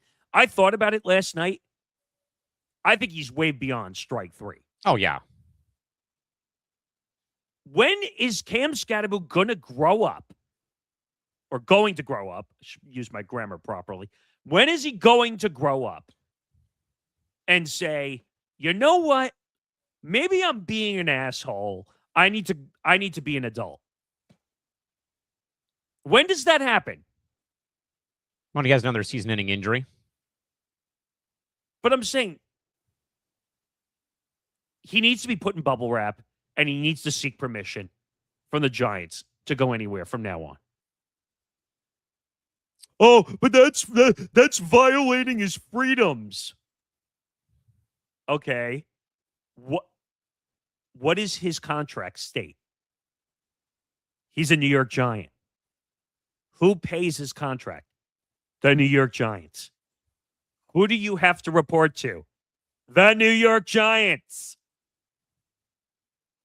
Tell me where I stuttered. Help me here. I said my piece on Tuesday, and before everyone says, well, you just don't like the NFL, and we don't care that you don't like football or the American version of it, I don't care. I literally said on Tuesday on Cranium, I have sat through this kind of a situation with a player being immature, dumb, and stupid, revolving around Fernando Tatis Jr. 5 years ago, Nick, as I made the mention on ETB Sports and on Cranium on Tuesday, what happened during the offseason? Tatis Jr. goes to the DR to hang out with family, attend to a bit of a personal matter, and he is out and about riding a motorcycle or a dirt bike, because that's how you get around the island, and he jacks up and fractures his wrist and covers it up. Where, again, I think the Padres would have been in their best interest to avoid that new contract he had gotten at that time. But you know what he did as opposed to Cam Scatterbo? For one thing, he served his punishment when he got the 80-game suspension in 2022 before he came back before the playoffs. But you know what separates Fernando from Scatterbo? Tatis Jr. apologized to the media, to the fan base, and also to the ownership before Peter Seidler passed away, and to the entire franchise, that I let you down as a player for my actions away from the franchise. That has not happened with Cam Scatterbo one way or another. Well, that's what I wrote into you on Cranium. I said the difference between Tatis and Scatterbo, Tatis, even though they both did stupid, idiotic things, and I can say that with a fact without saying anything else, Tatis admitted to acting dumb, acting out. Has Cam Scatterbo had 1 ounce of remorse for anything he has done? No, you know what he's done? Double down. He's gone to the blackjack table and say hit. And he's busted more times than I can count on my 2 hands. He's doubled and tripled and quadrupled down on everything. Cam Scatterbo is never going to grow up. Let's just call a spade. And maybe he needs to be cut to be shown a dose of reality to grow up. This is the real world, people. Sometimes, and I think you said this, like you were talking about how like athlete culture, like you had even said like when you were first growing up as an athlete, right? Like you said you had to kind of learn a little bit Yeah, how to avoid the ego attitude of being an athlete, for right? sure. 100%. Like you had to learn it. You make mistakes. We all make mistakes in life. And when you get older, you say, "Oh shit, I shouldn't have done that." Definitely. Cam Scatterbo has still not had that lesson yet. When is Cam going to learn that his NFL career could end like that? Definitely. And the problem is the NFL, the Giants, his lackeys of whatever crew, because that usually the NFL players have a crew of people they're with. They're inner circles. That podcast that he was on, that was probably the most cringeworthy thing I ever saw in my life. Oh, you're not telling me anything new. I don't care who you are in that scenario. I don't care if you're the president of the freaking United States. You can't say CTE is fake. Which went to my point on Tuesday, Nick, comparing, that I always make the joke that, oh, if you say gambling in California, it's a death sentence. Same thing when you mention those letters, Nick, and you put CTE, NFL in the same sentence. And for him to claim, and this goes, and the reason I'm bringing this up is because it has to do with the pattern of behavior. Yes. When he says, "Oh, I was only kidding. I was making a joke." Save it, man. You don't joke about CTE. You don't joke about injuries. Like, are you asking for a death sentence? I mean, it sure seems like him. That's why I made the mention. Please go and talk to Gina Seau's family. Go talk to Dave Duerson's family. Go talk to Claude Lemieux's family who have been affected by CTE when it comes to losing a father or a husband to suicide because of their careers playing in either pro hockey or pro football. But I'm saying this again. I'm calling on the Giants ownership to cut his ass from the team. And I'm going to get a bunch of flack, including Giants fans we have here. But I don't care. He needs to be shown the door for one time in his life to say, "Oh, crap, I don't have a contract in the NFL anymore." And by the way, he kind of remind you a little bit of influencer culture? Oh, a little bit. Didn't I not make that mention on Tuesday about him and Angel Reese being the same person, that they care about off-field endeavors more than about their sport? And that's the point that people here have yelled at me for. Like, well, what's your problem with Angel Reese? What's your problem with Cam Scatterbo? They're running around as athletes, but they're really influencers. They don't care about the on-the-field product or the on-the-court product. Angel Reese cares more about fashion and her podcast. What does Cam Scatterbo care about? Going to WWE events and being in the script. Yeah, in the storyline. Or hanging out with, I forgot the influencer, the Neon. one on Neon. Thank you. Which, if you remember, they called his agent. And he basically told his agent to F off. Yes, I do remember that. It's a terrible situation. And if you had blown out your leg, last thing I'll say, if he had blown out his leg, the headlines, the Giants would have gotten destroyed. The NFL would have had a PR nightmare. Oh, and I can only imagine what talk radio would be back in your neck of the woods, too. WFAN, which is the flagship station for the Giants. People forget that. WFAN would have had a field day. The lines would have been ringing off the hook for they would have buried him alive at that rate if that was the case. So, Cam Scatterbo's got to do better. He's obviously not going to be cut, but he should be. Nick, more problems for Mr. El Cheapo in Portland with Tom Dundon away from firing the entire TV broadcast team.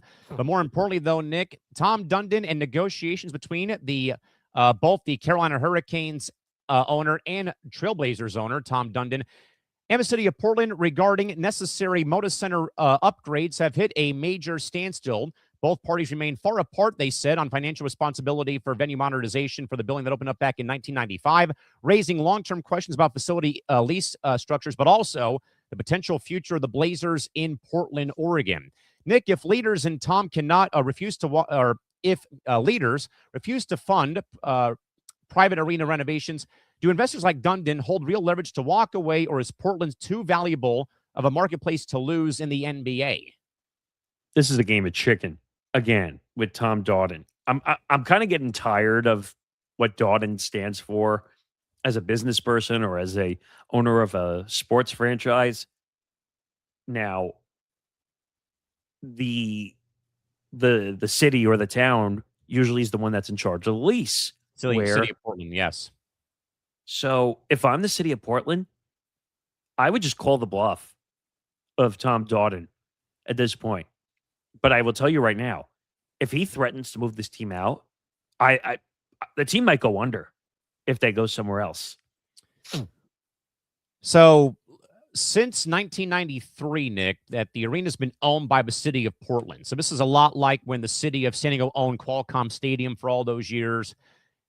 You know, Nick, whenever I hear this sort of thing happening, it just brings back trauma for me about how the Chargers left San Diego. And I made that a very big point of emphasis on Sunday on the lounge about how I gave the very long spiel about it took the city and the Chargers, Nick, from the time I was in first grade 26 years ago until I was out of high school to figure out the stadium issues. And I will tell you what, Nick, Portland is a very proud sports town. You know, I've heard a lot of great things about the city, how they really rally around women's sports up there with the Portland Thorns. The Timbers have been a legacy 50-plus year soccer franchise up there, how they gut renovated what was then called Geldwin Field, where the AAA baseball team used to play. They, gut renovated that to make that into a amazing soccer stadium. And they've had a great WHL following with the Portland Nighthawks, I think, of the WHL. And the Blazers, Nick, have been like a staple, though, of Pac Northwest sports. I mean, I know they had their run back in the late 70s with Walton and Frazier and those guys. They had like sellout crowds. And, obviously, the 0-2 Blazers that lost to the Lakers. But that team was so damn good, man. With, I know that there was a lot of guys on the back nine of their careers, like Damon Stoudemire and Steve Smith and Rasheed and Scottie Pippen and Arvydas Sabonis, though. And, the head, Mike Dunleavy coaching them in that season. Then they had that massive, shit the bed of Game 7 when they lost to the Lakers. But then, though, Nick, you think about what happened after that. You had the Jailblazers era happen and how the whole city had a massive mutiny against the franchise for Robert Patterson, Wallace, Zach Randolph, and how that team, was no more for off the court stuff more than on the court that time. And, Nick, that episode, when it comes out, is going to be juicy because that city revolted against the Blazers so damn badly. And this arena, Nick, by the way, has been open up since 1995. They have not done any renovations. They have actually shrunk the size of Blazer crowds by nearly 2,000 seats. Dating back to 2015, the capacity, Nick, is now 19,000 plus. When it opened up, though, it held 21,000 plus people. So that right there is a little bit jarring already about this happening. But I will tell you what, Nick, they might have one of the best hockey owners in the game right now owning the franchise, but he's already one of the worst NBA owners, and I'll take that to the bank. Well, just all the different situations we've talked about with Dodden, which I'm trying to think in order how I would really approach these things. I'll start. The hockey trophy. He buys the Blazers first. Then it goes to the whole pay about Tiago Splitter after he takes the job after the Chauncey Billups arrest for the NBA gambling scandal. $1.5 million, cheapest coach in the NBA. Then he was pressed about why are your G League guys and two-way players not traveling with you on the road for playoff games? They don't want to pay for it. He's bringing the NHL mentality. We don't bring these spare players with us when they're not on the roster. So there's that part of it. Then there is the controversy about the Hurricanes winning the Cup for the first time in 20 years. He left off staff members, Nick, who have followed the franchise for the last 50 years, getting back to Hartford, Connecticut in the WHA, leaving them off of the trophy ring because you get to engrave X amount of names on the trophy when you win the Stanley Cup. to put his wife and kids who have no bearing on the on-ice product on the damn trophy. Yeah, that one bothered me big time. Talk about a slap in the face to people who've worked their ass off for 5 decades to keep your franchise relevant between Hartford and Carolina. Now you got this crap happening involving the arena problem. I mean, again, Nick, for me, this is old wounds again when I hear about a arena, a stadium, city and the county bickering with the owner of the franchise, because it just brings back so much pent-up resentment I have towards the NFL, the Spanos family, the Chargers, and Commissioner Goodell. Yeah. I mean, especially in marketplaces like here, for example. I've never seen an owner be this cheap, ever. And $1.5 million for a head coach in the NBA? I understand. I understand Thiago Splitter is not the most experienced head coach. I got it. He kind of got thrust into a very, very bad situation because of Chauncey Billups being a damn idiot off the floor. Well, he was the lead assistant coach, or he might have been the what do they call associate head coach. So he might have been the second guy in command anyway. Right. But to not give him a pay raise after keeping things afloat with the organization because of the whole gambling scandal with Chauncey Billups. I don't know. And then for him to say that the guys are not worth anything, it's just, it doesn't make sense. Then the whole trophy engraving thing.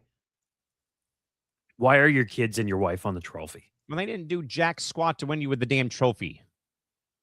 I don't understand. It's stupid. It's ridiculous. It's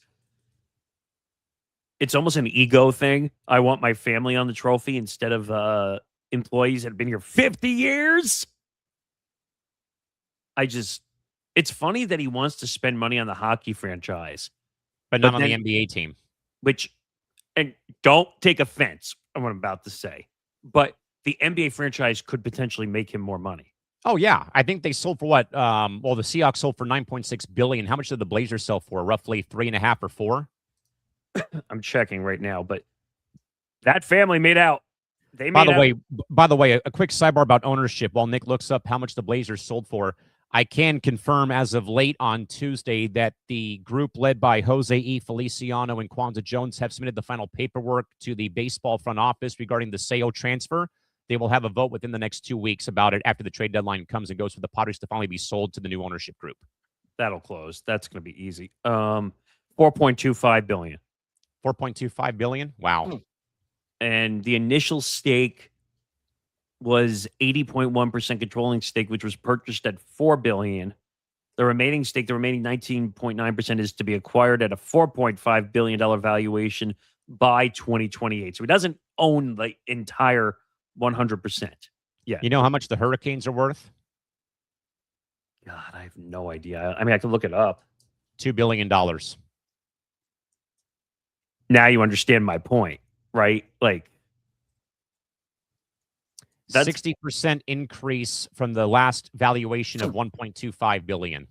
So they have it as they're barely in the top 16 of the 32 franchise when it comes to net worth and franchise valuation. So I have $2.66 billion for the Hurricanes. And it says that he actually sold a 12.5% minority stake. Yes. I don't know to who, I forget though, but yes. I'm looking to see if I can find it. The recent sale of 12.5% slice set the overall club price tag at $2.66 billion. It doesn't say who. Okay. But he sold it to a group, it sounds like. Brett Jefferson of Hilden Capital Management, Mark Grandison, Arch Capital Group Ltd., Bobby Farnham, former NHL player, played for Pittsburgh, New Jersey, and Montreal. So it was essentially a group. Yeah. I just don't understand. Like, even with the Portland Trailblazers, like, it still could have been a gold mine if he treated it properly. And he's not broke. He's acting like he's broke. Yeah, and the funny thing is that the Blazers have that marketplace in the Pac Northwest all to themselves, so the Sonics come back in two to 3 years. So they should be jumping on this even more. Until you lose the marketplace to the team up in Seattle. And by the way, when Dame comes back next year, they should be marketing the crap out of Dame Lillard being back in Portland? Oh, absolutely. 1,000,000%. You're telling me you can't market that to the point where season tickets are out through the wazoo with your star player being back? Yeah. This is such a huge miss. In my opinion, it's not even funny. And I don't know what you do. We'll stay in the NBA, Nick, about another family entering the ring for the NBA's team in Las Vegas. That now includes the Walton family, Nick, the primary heirs to the Walmart fortune and owner of the NFL's Denver Broncos. They now have entered the high-stakes bidding war for the unknown NBA expansion franchise in Las Vegas. Their entry creates a direct competition against rival ownership groups, including Jerry Colangelo and even Bill Foley, and escalates expected expansion franchise valuations past record-breaking levels. Nick, now with the Walton family entering the Las Vegas mix, does that now guarantee that the NBA's newest expansion fee will blow past what could be $4 billion for a new franchise in the NBA? I mean, it's the right group. They have money to spend, right? I mean, they bought the Broncos. They finally turned the Broncos around. Why am I forgetting the quarterback's name? The one that got hurt. Bo Nix. Bo Nix, who actually had a decent season until he went down with the injury. Who knows? They could have won that game, and maybe we're talking about them. But it makes sense. They're looking for money. The NBA is looking for value for money. And the Las Vegas market could be huge. The only issue you're going to have is that it's a, what do they call it? A tourist market. Yeah, big time. So can you build a fan base? Or is it going to be mostly tourists? Now, I would say the Golden Knights did a really good job building a fan base, but I think they have the perfect marketing scenario, and they figured out how to build an audience. It's going to be much harder for the NBA. Case in point, Nick, you know what because believe it or not, the Knights turned 10 years old already this upcoming NHL season. It's been that long already. Holy crap. Do you know about, well, speaking of marketing, do you know how they went about releasing their 10th anniversary logo? No, I don't. They had teaser marketing ploys on every casino on the Strip, teasing that they were going to release the logo. Mandalay Bay, MGM, the Aria, right by T-Mobile Arena, that they did this all the way down the Strip about, hey, something's coming, something's coming, something's coming. You know what? That's smart, using the casinos. It's like free advertisement walking through it. I mean, you know, and I made my thoughts known, though, Nick, about the Golden Knights, and I'll be having a small market edition episode come October about how the Knights entered the marketplace, how it was overshadowed by the Route 91 shooting. I had friends that were involved in that regarding dodging the bullets, getting out of there safe and sound, but they've all suffered from PTSD and trauma. But how the Knights all of a sudden, after their first couple of games, they become the light that keeps Vegas alive in that inaugural year. And they go on that magic carpet ride all the way to the Stanley Cup final that season, and how that's been for the last 10 years. Now, real quick, though, Nick, I do have the list here. Here is who we know, along with the Waltons, here's who we know is right now involved with a potential expansion bid for the Vegas franchise, Nick. And by the way, they're saying that the valuation for the franchise for the expansion fee, $8 to $10 billion. Wait, for what? For the expansion fee. For this new team. For both Seattle and Vegas. Yeah, we talked about that. They were talking about the potential value way back when they were trying to figure out the Supersonics coming back. So here's what we know about the group that wants to call the team the Las Vegas Jacks. Colangelo, Vinny Del Negro, David Levy, who's a media executive, Jerry's son, Scott Colangelo, financier, Jonathan Thomas, a CEO, and former NBA player Jay Williams. They already have $5 billion secured, $3 billion indicted or indicated in a target capital of roughly between $12 to $15 billion. They do plan to build a new arena, develop premium hospitality, media rights, and all that stuff. Partners for financing include BTIG, U.S. Bank, and Global Leisure Partners. That is Group 1. Bill Foley's group, the current owner of the NHL's Golden Knights, do plan to renovate T-Mobile Arena, build a new Summerlin, Nevada-based sports campus and a dedicated arena site, proven track record with Vegas sports franchises and strong local ties. The Bob Iger, Josh Kushner group is number 3. High-profile investors with deep pockets likely to bring strong media and business development expertise. Mark Lassery, the former Bucks owner in Milwaukee, is forming a group as well. The former NBA owner with experience in league operations and business development, which, by the way, I do want to make this one quick point. Mark Lassery almost got the Major League Soccer bid for Vegas because they were not going to be allowed to play at Allegiant Stadium. That bid went to San Diego, California over Las Vegas.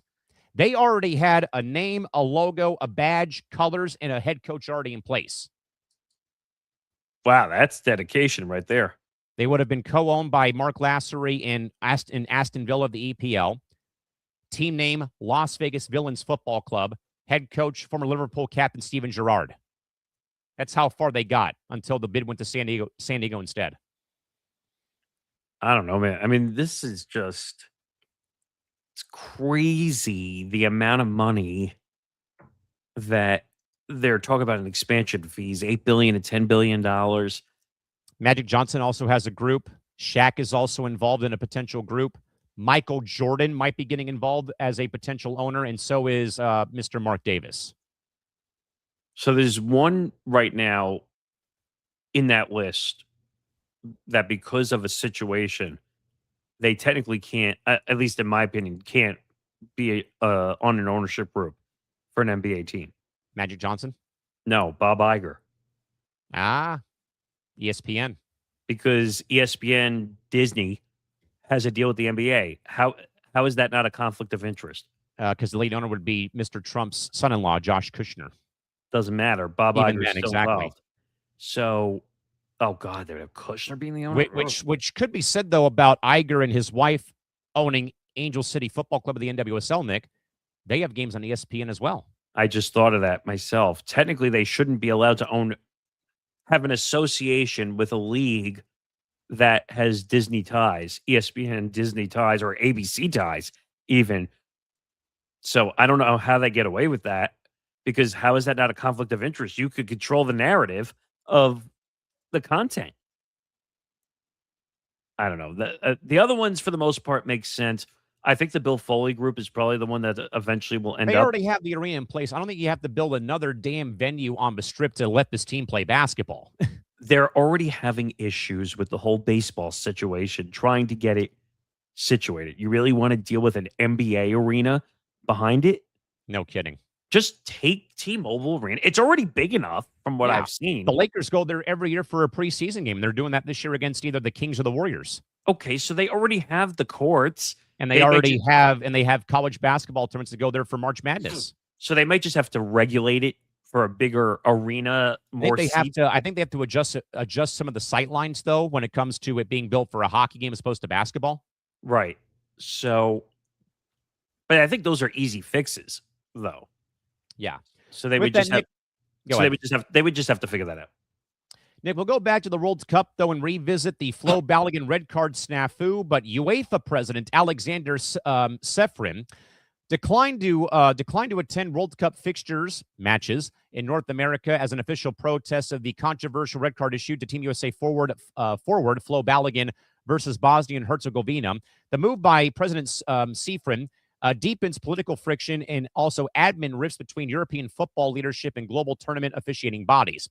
Nick, when a figurehead like UEFA chooses to skip watching the World Cup matches in person over a officiating dispute, is it genuine advocacy for player fairness or political posturing against FIFA being corrupt as hell? So the one question I'll ask, has UEFA ever had any political tension issues or controversies? Not that I can recall. At least off the top of my head, I can't recall anything. Because if they did, that would be a little bit of hypocrisy. Well, I'm sure they've had, but nothing's coming to mind right now, sadly, in the cranium. But that would be hypocrisy if he decided not to show up to a game due to political correctness. If UEFA has ever dealt with political correctness. But just add them to the long list of countries and people who are pissed at the FIFA president and Gianni Infantino and President Trump, if that's the direction that it's going to go. Like, stop being a baby. Like, either why would you miss? I would want to see the World Cup final. Exactly. Biggest game in soccer. No? Yeah. So put your freaking political tensions aside, show up to the game, go have your debates once the World Cup is over. Just stop being a baby. I don't get it. I mean, I understand it, though, about that you have to, withhold the rules that a red card means that you cannot play the next game because it's a one-match suspension. I get that. But FIFA, regardless of what we think about the political intervention being done, like we're meddling in elections all over again here, is the simple fact, again, that in any other match, Nick, that red card means you're out for the next game. And literally tonight, when SDFC plays Colorado, we have a guy who was not going to play because he got a red card suspension way back in May versus Vancouver. So, I mean, there's no real double standard here. It is what it is. And I don't understand that whole entire ordeal at the time of this whole thing happening regarding the simple notion and the simple fact that is that you're going to skip watching the World Cup final or the World Cup in general post the red card being issued and then reverse back, though, from Bosnia and Herzegovina. So you missed out on the Argentina comeback with Egypt, Argentina beating England when they played defense for 35 minutes. You missed a 6-4 game with England playing France for third place, all because the rules weren't upheld properly and that FIFA used the rule book, though, as they should have done, though, if they had to. Give me a break. I think you just got to put your political tensions aside and stop. Like, it's the World Cup. And this is part of the problem. FIFA gets a bad reputation for being politically corrupt, but being politically corrupt. And then giving the country of Qatar the World Cup 4 years ago, stadiums being built in shipping containers. Grant Wall mysteriously dies in the press box of a game for wearing a gay rights t-shirt. Yeah, I mean, you got to put your political tensions aside and focus on the product and the game and the safety and the welfare of people involved who are helping with the tournament. I mean, if you can't put your political tensions aside, then that's on you. That's you as an individual, nobody else. Of course, it's Press Row with WNBA drama, Nick, but for different reasons this time around, though. But the WNBA's legal department and the Players Association have issued strict notices prohibiting external brands and even players from commercializing Sophie Cunningham's viral point meme during a game versus the Phoenix Mercury a few weeks ago. Despite the image generating massive social media engagement, the league cited strict IP guidelines, which also limits independent athlete monetization opportunities, but also that the WNBA PA struck that down very quickly because it gave the players a bad look. Nick, is the league and the Players Association making a major mistake by shutting down a viral meme that brings free cultural integration or attention, I should say, to the league, or do they have they have to protect their IP rights no matter what may have happened? I'm getting frustrated with the W, like you are. Like, and people are going to say, "Well, what's your problem? Like, you're constantly like, you're taking your frustrations out on the W." You know why, folks? Because it's not about basketball. It's about all this off-the-court nonsense happening, and people that don't know crap about the WNBA think they can have opinions about this stuff. It all goes back to political posturing all over again, where basically you have Sophie Cunningham, who knows how to drive digital social media. I see videos of her constantly, and they're getting watched like crazy. Why isn't the WNBA jumping on the opportunity to say, "Hey, Sophie, we see you getting a lot of views. Like, why don't we work together and get more attention for the W?" Because the league hasn't grown up yet and realized that they are finally in the sporting limelight, good, bad, or indifferent, and they're still too hell-bent on being all to themselves. But that shouldn't matter. Are we here to grow the better good of the game, or are we here to politic, political posture these players and cause another fight? Probably option B. Okay, then that means the league is not immature from a standpoint, because they don't know how to handle the growth and the success that they have reached here over the last several years. Yeah, but the other problem is Kathy and the front office are more worried about their egos than growing the league. Yes. And until they stop looking at their own egos and realize You have players like Caitlin Clark. You have players like Sophie Cunningham and Asia Wilson. I probably say this once every 3 weeks. Brianna Stewart, so on and so forth. You have all these great players. And you have the officiating, by the way. Caitlin Clark got her 6th technical and ended up getting suspended. And she didn't even curse or say anything to the ref because the refs are overly sensitive in the league. They got rabbit ears. It's that old baseball line about the umpire hearing everything that comes from the dugout about their strike zone being shit. But I guarantee you, and I don't have proof, but I have a feeling the WNBA was not happy with Sophie Cunningham when she did the whole ring girl thing for the UFC. Oh, I'm sure they're like, oh no, how dare you? But do you remember what I said to you when I saw that? What did I say to you? Do you remember? You asked me too quick. I forgot. I said, this is positive attention for the W. They should be collabing on social media posts with the UFC. Do you realize how much attention they would have gotten for that? Oh, yeah. Not a single post. Of course not. I think they put out one post that she happened to be doing it, but they didn't follow up on it. That could have been a gold mine. I thought it was a funny and clever idea, by the way, by Sophie, too. Yeah, and I'm sure the W is like, well, wait a minute. Ring girls usually are wearing just, that they're not wearing full clothing, and it's not a good thing for the league to have a player doing. Like, again, I don't know. I could really care less about what she had done with that whole thing. I thought it was great, but, again, Nick, the league worries about some of the dumbest things out there, and it's beyond pathetic. This is a perfect opportunity, regardless if it's monetized or not, to say, look, she's got personality. And if I saw some videos the last couple days, like where even though she gets a bad reputation, what happens when she sees young fans all the time? She's always signing autographs, taking photos. She has no issue with it. She will do it for nothing. She gets it. If I do things for the fans, they come back and they watch. Nick, I was thinking about this actually, about this whole thing, because I think there was a viral photo involving Sophie on the wrong end of a crossover against Kalia Copper in the 21 WNBA Finals. It's a photo of Sophie on her rear, and Kalia Copper's just doing this. I kid you not, though. The whole photo went viral across every damn social media platform from the W. I'm sure the W hated it. I think the W actually reshared it and wrote some caption or anything. I might be wrong though. But that image goes viral. This one goes viral. But we can't sell. We're not going to let our players make money off this because it brand integrity. Guess what? Breaking T took that image of Kalia Copper staring at Sophie like that, and they made bank off that with T-shirt sales. Which is not shocking to me either. The W doesn't get it that, in their opinion, it's either they make money or no one makes money. The players are not allowed to do things for themselves. Why do you think most of the W players have podcasts? Because the league can't get involved with that. Why do you think they're making brand deals? The W can't get involved with that. This is stupid. This is attention for the WNBA. But this is not directly a league problem. No. This was a WNBA and WNBPA problem. Correct.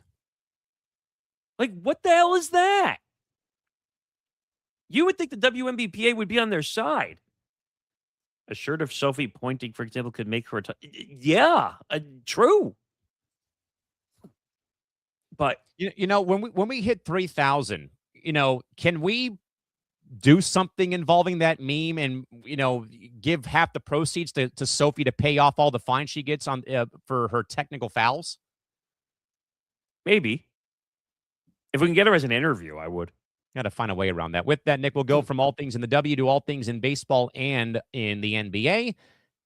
Oh, boy. Involving Lakers and Dodgers owner Mark Walter, who's now facing mounting legal scrutiny as federal authorities have launched an investigation into financial transactions tied to his insurance holdings. The inquiry centers on capital allocation and compliance practices within his broader financial services portfolio drawing major league attention to executive financial stability of both the Dodgers and the $10 million purchase of the Los Angeles Lakers. Nick, does a federal investigation into a principal owner's primary financial business threaten to impact the massive spending habits of the flagship team like the Los Angeles Dodgers? I mean, massive billionaire, breaking the rules, color me shocked. Go But ask it's Mark. the Dodgers. They're going to be fine. Yeah, but go ask Mark Cuban about how insider trading worked out. I mean, Yeah, but it's the Dodgers. well, It's I'm the saying Los Angeles Lakers. but Mark Cuban got slapped on the wrist and paid a $250,000 fine, which to him is like Change. like taking toilet paper and wiping his what with it. But I don't know, man. And I'm trying to look this up just to kind of understand the. I think I read they were kind of like moving money around some shell companies around the portfolio for Guggenheim. So it says they're facing a federal probe regarding related party investments. U.S. federal prosecutors in Manhattan and the SEC, no, not the conference, are investigating whether these insurance entities failed to properly disclose that billions in private credit holdings were tied to other sectors of Walter's business empire. So what? Basically hiding the money?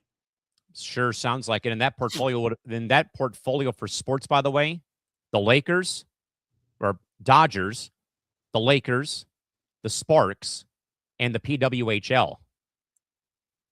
You do realize that's fraud if he's trying to hide the money, because that's like for tax purposes. He's trying to hide it. Well, yeah, obviously. It's all going to be. Both Delaware Life and Clear Spring were issued grand jury subpoenas. I'm assuming that's two of the businesses. Yes. Yeah. Parent group representatives have stated that they are cooperating with investigators and their financial conditions and the liquidity remains strong, with no charges filed against Walter or the firms. It's the Dodgers. It's the Lakers. It's the freaking Dodgers. It's the freaking Lakers. I mean, they're not going to... Should they jettison Mark Walter out of sports ownership? Yeah, they probably should. But when you're worth tens of billions of dollars, they're not going to do anything to you. Exactly. They're just not. This is a nothing burger, much like win-loss behavior. If you make millions and billions of dollars for the league, they're not going to do anything to you. That's why I really think, honestly, the longer that this Kawhi thing goes, that they're not going to do much to Steve Ballmer, honestly, because he's the richest guy in the league. And now I'm hearing reports that might not even get done before the season. How long are we going to go on with that? Like the same thing with this. We're just going to drag shit out. No, it's more like this. Get all the failure. Like, make it stop already. Like, I'm so tired of this nonsense that we can't figure out things for the proper desire of, like, the fan or for doing things in a proper manner. It's almost like you keep moving the posts and you keep doing things that are like expanding like the exclusives. What? It's just one of those things where it's just like enough already. By the way, speaking of moving the goalposts, I was going to say, sports moves fast, and we're here to keep you ahead of the chains. Join Nick DiMartino and Johnny Montalbano for Moving the Goalposts every Thursday at noon Eastern, 9 a.m. Pacific. We cover the full spectrum of the Big Four, from the gridiron and the diamond to the court and ice. Whether we're analyzing the NBA and playoff bracket, discussing a major coaching shakeup in the NHL, or recapping a legendary finish on the golf course, we bring you unique perspectives and a touch of humor. Don't just watch the games. Understand the moves that change them. Only on the Empty the Bench Network. Make sure to subscribe to our YouTube channel, youtube.com/ETB Network, to find out more. yes, I agree. I want to see somebody face the consequences of their actions regarding Kawhi and even Mark Walter. I don't think that trade... I think we're at risk for the Kawhi trade maybe not happening. Who knows? With that, Nick, back to the NFL, though. But again, Nick, restarting the civil war about grass. Following the temporary installation of natural grass surfaces across various U.S. venues for the FIFA World Cup, the NFLPA has once again relaunched their union push to eliminate artificial turf surfaces using the hashtag worth the cost, as player leadership is arguing that venue operators have proven that they can maintain natural grass fields when pushed by international requirements. Nick, now that players have seen firsthand that their stadiums can host natural grass for the World Cup, can NFL owners actually keep using maintenance costs as an excuse to stick with artificial turf surfaces around the National Football League? Did somebody say grass? Stay off the weed.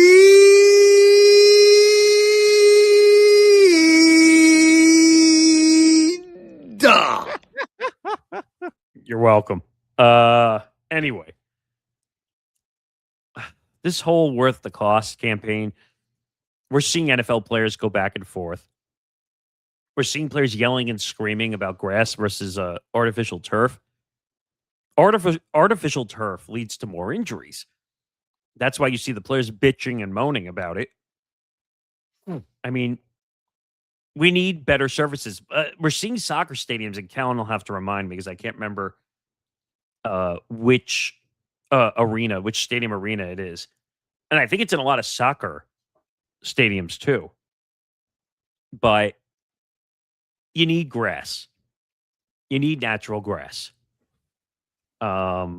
Which soccer stadium is the one where it goes under the turf, the grass? Oh, for the NFL, it's Arizona and Vegas. They have the rollout, like the giant pizza. I call it the giant pizza oven. What about soccer? In soccer, they do it almost everywhere, right? Not that I can think of, because the Sounders and Seahawks share the same grass surface at Lumen Field. Same with the Revolution and the Pats at Gillette Stadium. Atlanta, I think, has a different surface they use at Mercedes-Benz Stadium. Houston doesn't play at NRG. And then, it gets bad here in San Diego when you've got two soccer teams plus SDSU football starting up very soon. There's times that you might watch a game from Snapdragon and you might see the SDSU logo still at midfield, for example. They need grass. Natural turf leads to injuries. Look at the Toronto Blue Jays. How many injuries have we had there? Look at Tampa Bay. How many injuries? I was even going to say, like, even back, and I made this mention, though, Nick, too, to the panel on the lounge on Sunday regarding about how, think back to the days of the multi-purpose stadium beasts. Jack Murphy Stadium. The Astrodome. The Astrodome. The Oakland Coliseum. Busch Stadium. The Vet in Philadelphia. That Three River Stadium in Pittsburgh. They're playing on carpet with the cutouts for the baseball diamond. Jack Lambert had his career ended, Nick, by turf toe before turf toe was ever a thing. And that's a painful injury, by the way. Yes. So, what was it? George Kittle is the one that's been on that George trip. Kittle kind of began the whole thing, I think, when he was at Levi's or maybe back east for the final, I want to say. But he kind of began the thing. Then, like, other players chimed in as the World Cup was going on. As much as I love the World Cup, they need to figure out a situation that's fair for the NFL arena. I agree. I think so. And it's not fair to the players because now they're spending all this time trying to resurface the field after they removed all the turf. Right. Is it really that desperate to the owners, NFL owners, to have the World Cup? Okay, the only reason I would say, Nick, that owners would still say no, and it's only, there's only two stadiums that are co-shared. That might be the only problem I could see. But the other thing, though, is how does one maintain grass when it begins to snow in your neck of the woods?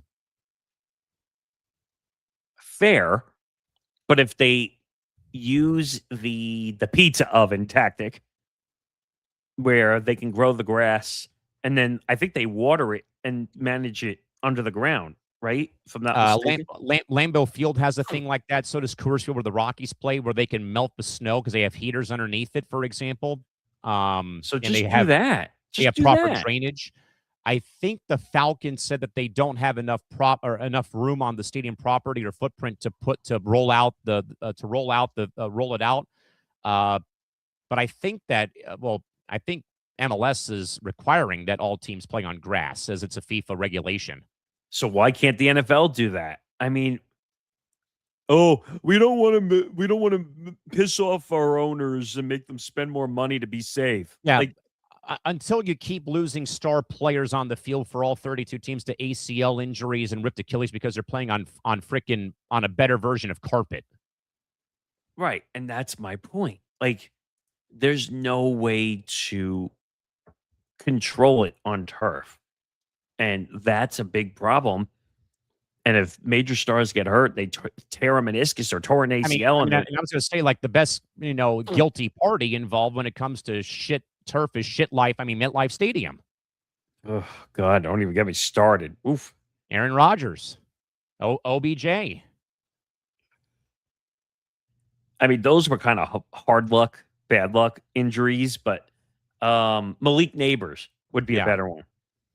Malik Neighbors has been hurt twice running routes on the outside. And I think it's partially because he either pulled up via the turf or something else. Johnny made a good point, though. Johnny Montalban would say, like, you can't blame the turf fully. Like, you still got to run the route and whatever. But I don't know, man. It's just one of those things where you just got to be careful. Like, it's bad when they have to do a worth the cost campaign on grass because owners are not willing to spend. This is something that the WNBA players would have been doing about 10, 15 years ago about playing in bigger arenas. Or private jets. Or even the private jet debate, yes. Worth the cost.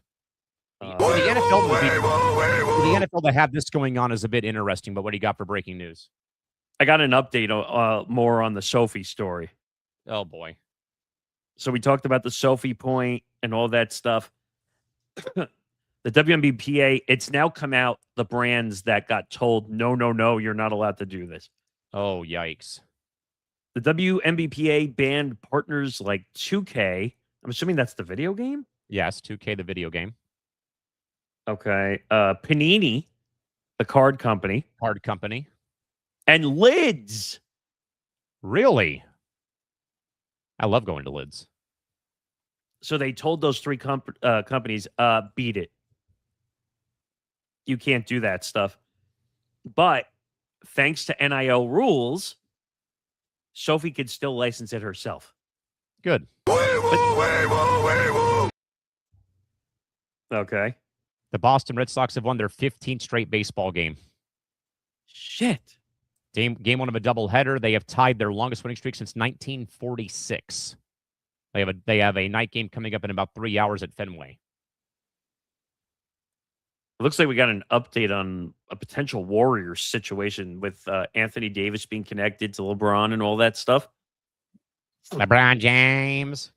The Golden State Warriors asked about trading for Anthony Davis now with the Wizards after a midseason deal from Dallas. But Washington shut it down as they eye a 4-year, $275 million extension starting August 6th. I don't know what to believe anymore. I have no idea, man. This whole LeBron sweepstakes. By the way, since we brought it up for a second, did you see what Miami did last night?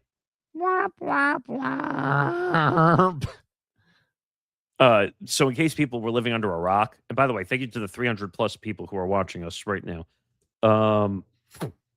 They accidentally, they claim, put out a link that says introductory press conference for LeBron James.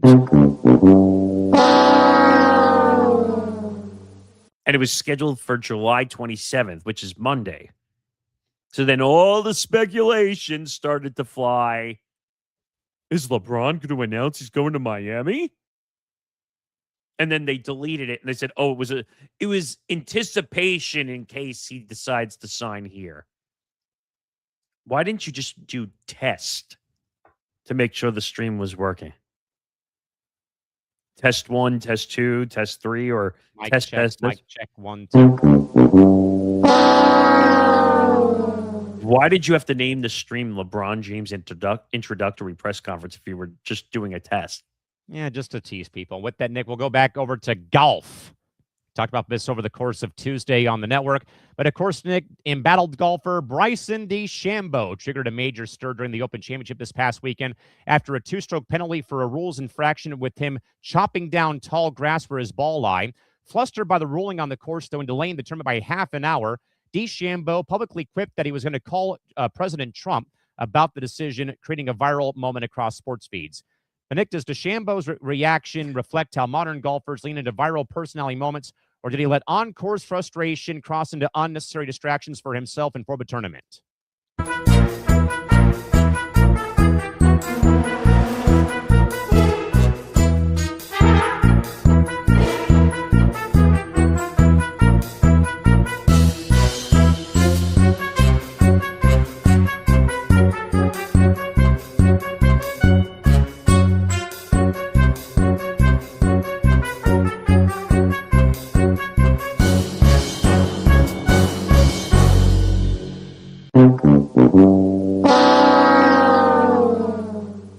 Because he's a raw pain in the ass. I think that's the first time I've ever done that combo ever on this show. But Bryson needs to grow up big time. And of course, Christy says that loser needs to be reminded that Trump is not his enemy.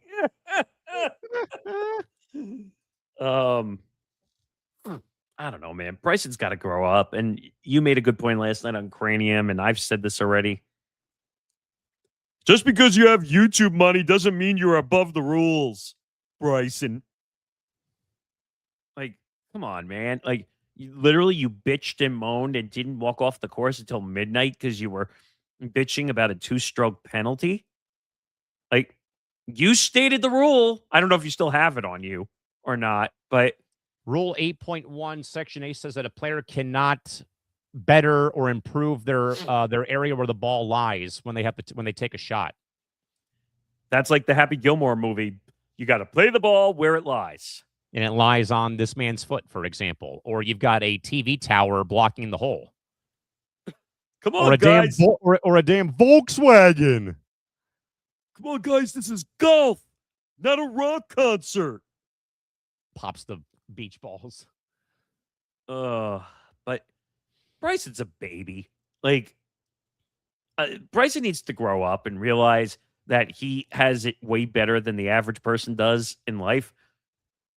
And just because you have YouTube money or you have money in general, like, it doesn't mean you could just bitch and moan and cause a circus. Right? Yeah, I mean, I don't know what to make of Bryson DeChambeau anymore. I mean, the guy hits the ball, a million miles an hour off the tee. It goes 500 yards, but it goes into the bushes like this. And again, to delay the tournament by half an hour, where people, Nick, I think were teeing off at midnight because of how long he took dragging his feet about this play, when clearly he was seen using the club as a weed whacker to move the grass out of the way. Again, I made the point on Tuesday. Why not ask the course marshal? Because every hole, Nick, has a course official there that can tell you about the rules about what you can and can't do. Why not go there and ask them first, then, try to improve your shot somehow, despite having the grass in your way, though? And then, come on, to bring in Trump into this whole thing because of Flo Balogun, stop. Not going to happen. I mean, stop calling Trump. Did he really think President Trump was going to get him out of a two-stroke penalty? I mean, Trump is the greatest president who golfs of all time, allegedly, they say. He's not the greatest of anything. Let's be real. I don't know. I'm kind of pissed off by Bryson DeChambeau at this point. Bryson DeChambeau has a little bit of Aaron Rodgers in him, a little bit, where it's just like, hey, Aaron, what do you think about this, and this moment? RELAX. Like, same thing for Bryson. Like, hey, Bryson, what do you make of that two-stroke penalty? Did you call Trump? RELAX. Bryson's the new Aaron Rodgers. Let me say all the dumbest crap I can make up I'll have he might have some conspiracy theories like Aaron Rodgers does too. Who knows? And if he starts smoking ayahuasca, then I'm running for the hills. I mean, or that, or DeChambeau just thinks that like it's the golf world's against me. Like, no, your tee shot was terrible. It landed in the grass. Play the tall ball grass. as it lies. Yeah, tall grass. Play the ball as it lies. And if you watch the video, because I don't have it, but I saw it, it was tall grass. He was trying to almost like Weed whack it, like wood chop. Yeah, and the officials, I think, were standing right around where he was. Did he really think he was going to get away with that anyway? No. And if I'm not mistaken, after the round, like if they had caught it, they could have given him a 2-stroke penalty. They ended up tacking it on after he finished his round. So he went from being tied. He went from being tied for the lead to tied for 14th, I think, after that whole thing happened. Oh. And then bitching and moaning. And then Rory McIlroy going after him. Yes. I love Rory. First of all, I'm happy for Rory that he finally won his majors and completed that Grand Slam and all that stuff. Rory beat the crap out of him. I'm trying to find the that, and then he had Scotty Scheffler trying to because Rory, I think, called Bryson a cheat. Well, it is cheating. At least from the book, the rules. I'm trying to see if I can find the quotes, but here it is. So on DeChambeau's character, yeah, look, I won't pretend to be up here and defend Bryson. I'm not particularly fond of him. I think a lot of it is performative. I think a lot of it is for attention. On the rules delay, he said to hold the tournament hostage like that and to have all of us players, volunteers, everyone waiting on him to depart, I didn't feel like it was a great look. On the penalty validity, he noted that when watching live, players in the lounge agreed the action didn't look right, calling the 2-shot penalty for improving his backswing area fully justified. And I found the rule, too, when you're ready. Go ahead. So to review again, Rule 8.1a prohibits a player from improving conditions affecting their stroke, including the lie of the ball, their stance, the swing area, line of play, or relief area, unless in limited circumstances.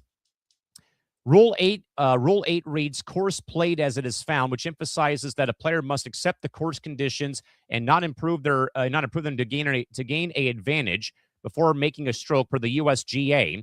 The rules apply to actions affecting the lie of the ball at rest, the area of the intended stance, area of intended swing, the player's line of play, and the relief area where the ball will be dropped or placed. Actions taken while the ball is in motion or the removal of loose impediments are not covered by this rule.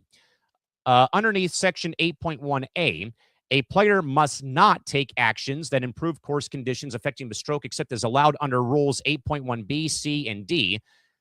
These examples include moving, bending, or breaking objects like growing or attached natural objects, immovable obstructions, integral objects, boundary objects, or T markers, positioning loose impediments, moving a movable obstruction into position to build a stance or improve the line of play, altering the ground, like replacing divots, pressing down turf, or creating or eliminating holes or indentations, or removing sand or loose soil, building stance with objects like placing a towel or other object to improve footing or protect the body while making a shot, and altering the surface for stance, knocking down sand or soil to create a level area to stand on. Breaches and expectations include, or exceptions, examples of breaches and exceptions could be likely to create advantage, like repairing a pitch mark or smoothing footprints directly in front of the ball on the line of play before a putt or a short chip is a breach if it improves conditions. Repairing a small patch mark or smoothing footprints several yards in front of the ball for a long approach shot is not considered a breach of the rule. Restoring conditions. If a player moves, bends, or breaks an object in breach of Rule 8.1a, they may avoid the penalty by restoring the original conditions before the next shot, like returning a branch or boundary object in its to the original position. And the penalty is also unavoidable. Altering the ground or positioning objects to improve stance cannot be undone to avoid penalty once the improvement has already occurred, which is, I think, Nick, sometimes you'll see golfers have to stand in the water to take a shot if their ball is on the fringe of falling into the water. Yeah, because they're not allowed to move their area. Otherwise, that would be impinging upon certain stuff. But I think Bryson needs to just stop with golf. Can we just call him an attention whore and call it a day? Yeah, he's Aaron Rodgers. He's looking for attention. I mean, did he really think calling Trump was going to do anything? Yes. I mean, you cannot be serious. I'm the greatest galfa of all time. You're going to love this one. According to Bleacher Report, LeBron James is reportedly irritated with Adam Silver, pushing him for a decision. James's camp was, quote, ready to make an announcement last week, but decided to hold off. What? This is cat and mouse game now. We're playing mousetrap. LeBron, just pick a damn team. Make it stop. Clown show, clown show, clown show, clown show. Just go to the Clippers already and call it a day, man. How about just retire? I'd be fine if he just retired to LA or wherever he wants to live and stop destroying the game of basketball. And by the way, I disagreed with what Nick D said on the lounge, saying that LeBron is the most valued player right now and Adam Silver should wait for him to put the schedule out. Are we really that naive? Look, this is not 2010 anymore. This is 2026. LeBron has no value. Red card. Sorry, sir. We're going to move on. That came from the commissioner's office, folks. Sorry. The conduct advisory warning's been given. With that in mind, though, Nick, Netflix, following strong viewership and engagement metrics throughout the World Cup, has officially extended its distribution agreement for the popular sports podcast, The Rest is Football. The move highlights Netflix's ongoing strategy of securing low overhead, high engagement sports studio commentary without spending billions of dollars on live gaming right packages. Nick, is securing a popular studio in audio show like The Rest is Football the smartest way for Netflix to build their portfolio and loyalty without taking on massive live broadcast right fees away from the NFL on Christmas Day and other events out there? I understand why they're doing it. Because now with the growth of soccer internationally, it makes sense. But if I read the report correctly, they're going to keep it going through UEFA. That was the plan. And then it makes sense to go all the way through the Women's World Cup in 2027. So that's where it makes the most sense. Netflix is all about world domination. This makes sense, but after the World Cup, I don't know if there's much value for it, again, until 2030. Unless you're going to be covering the EPL and international soccer when they start up here in a few weeks.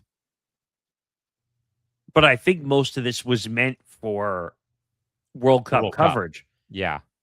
That's why I was a little confused, because I thought this was mostly they used it as a live forum on Netflix to do World Cup coverage. Right. But you know what? It's fine. Through the 2027 World Cup, it's fine. After that, then there's really no use for it because then you don't have anything till 2030. Soccer in the 2020 Olympic Games in LA. Oh, okay. But in form of everything. In form of the soccer calendar, yes. I didn't even think about that. You're right. And I'm sure ETP will have some 20. Wow, you guys are going to be busy next couple of summers. Yeah. Between the World Cup for the women, then the Olympics in 28. I mean, we're going to have to bring back Olympics on the bench. Yeah, on top of ETP covering soccer. It's going to be a heavy content calendar in the summer. Yeah, I mean, I think this is great, though. I mean, I know that Netflix is, not really on our radars because of how they've snatched up so much stuff behind the paywalls, but I think that this is actually a smart acquisition and also a smart idea to keep the soccer momentum going, Nick, especially as MLS comes back with everybody, I think, playing tonight across the league, kicking off at about 7 o'clock Eastern, 4 p.m. Pacific time. My club's in Colorado playing the Rapids at 6:30 local time tonight.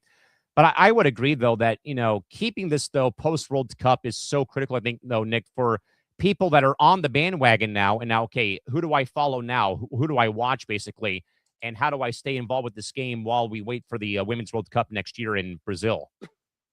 Right. I mean, it's a good thing that they're close to one another. That'll help with the coverage of soccer.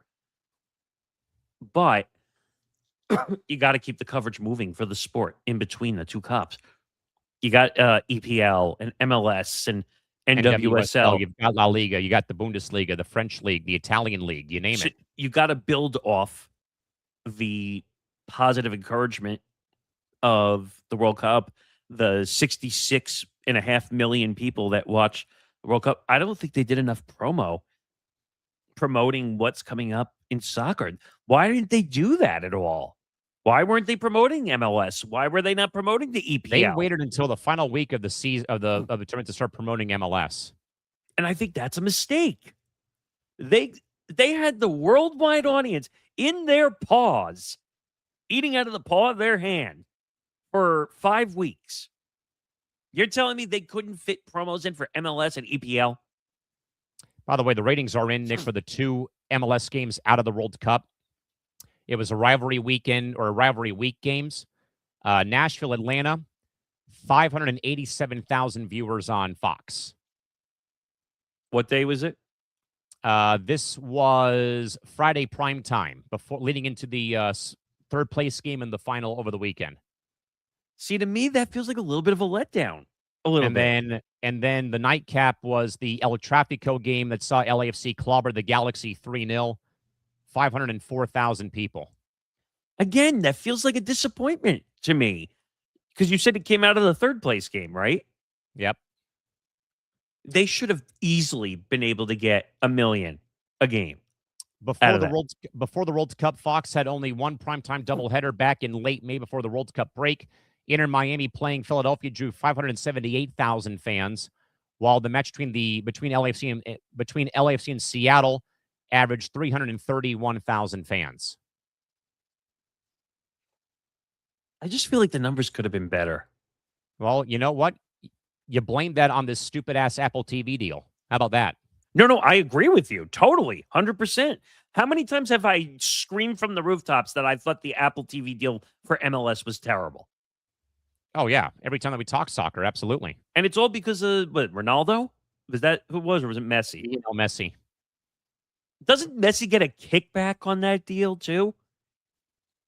See, what pisses me off more is that if Messi's getting a kickback, why is he not out there all over the country promoting this? There are 2 games on FS1 tonight for MLS. Okay. Charlotte is hosting Atlanta at 8:15 Eastern.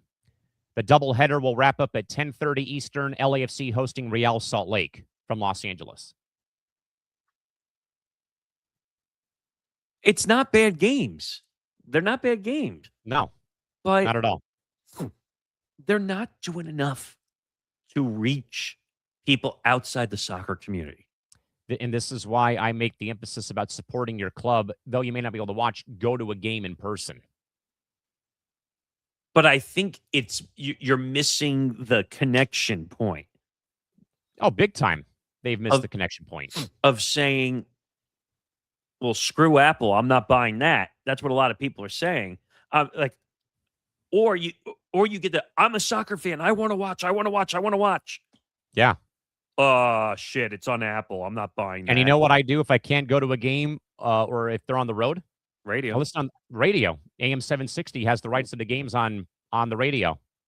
But to some people, that might be a partial letdown because they want to watch the product. Like, no disrespect to the radio. And you know what's even worse? When I get when my lock screen has the score, because everyone has the app that will give you the scoreboard and the live tracking. Yeah. What's worse is that I'll get notified about that before I hear it on the radio every damn time. Well, because video is always ahead of radio. It's because of that 7-second delay thing. But I don't know. I just think that's a huge miss. Like, I understand they put some games on Fox, which is what they're doing. MLS is doing that. Still not enough, though. It's not enough to reach the and I'm saying this strictly for a reason, the non-MLS fan. Yeah. If I already told you, if ESPN were somehow to get involved with MLS, I think it would draw. Yeah. And I'll go one step further because you see ABC will put gymnastics sometimes on the weekend. Imagine if ESPN had a deal with MLS where they could put the games on ABC on the weekends. I want to see who's going to play on the Saturday doubleheader if they have a doubleheader this Saturday. Go on. But do you understand what I mean? Like, if they're Yes. willing to put gymnastics on ABC on the weekend, you're telling me MLS wouldn't draw? So, by the way, here is what is coming up for Saturday, and both games are on FS1 because they're back to regular baseball programming on Fox on Saturday. Okay. You've got Hell is Real. That's Columbus versus Cincinnati. That's the name of the rivalry. So the Crew play FC Cincinnati and Columbus. I think Trevor's going to be there, too. That's your first game of the doubleheader. Look at that, Nick. 6:30 local time out here. San Diego, Dallas. FS1. Both games. I mean, again, they're not bad games, but there's not enough attention being put on them. Especially when you've got a derby leading off your doubleheader between Columbus and Cincinnati, which is Hell is Real. Oh, I just came across a soccer ownership story. Uh-oh. Where's my a group led by the son-in-law of Indian steel magnate Lakshmi Mittal is in talks to buy a minority stake in Premier League soccer team Liverpool from Fenway Sports Group. What? And wait. Amazon founder Jeff Bezos reportedly may join the bid. What?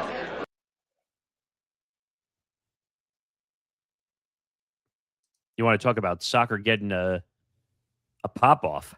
And here we thought that Jeff Bezos would buy a American football team, not a football team. Can't. Amazon has football. Yikes. At least Liverpool, not. though. Interesting. At least what I know of MLS or there's really no soccer on Amazon, at least yet. Yeah, Fenway Sports Group just looks like it's just trying to sell everything at this point. Maybe minus the Red Sox. Because didn't they have They sold off the Penguins. Yeah. Even though I wonder how true this actually is, because how many times have we heard Jeff Bezos' name rumored to buy a franchise? Wasn't he and Bill Gates almost involved in Seattle in the ownership, even though that was proven false? I think that was, we heard that rumbling. And I think the Commanders was another one they were talking about in 21. The Commanders, right as they let Dan Snyder go because of his toxicity. Was 2021 before the Amazon deal or no? Yeah, I think so. Because TNF was still on NFL Network, I think, at that time. I'll tell you right now, if he had a team, who knows if Amazon would be a partner. That's true. So I wonder how different NFL league partners would have looked. Speaking of the NFL, Nick, there are new reports. No surprise that NFL team owners are reportedly preparing to approve another long-term extension for NFL Commissioner Roger Goodell. The extension ensures organizational continuity as the league navigates upcoming international expansion. Yikes. Streaming platform distribution shifts and also historic franchise sale evaluations like the Seahawks selling for $9.6 billion and the Bears moving across the lines to Indiana. Nick, with new record revenues and soaring team valuations, was there ever any real doubt that owners would keep Goodell locked in for as long as he wants the job? This was a no-doubter. No-doubter. Yeah. I mean, he already was making like 40, 50 million a year as a commissioner.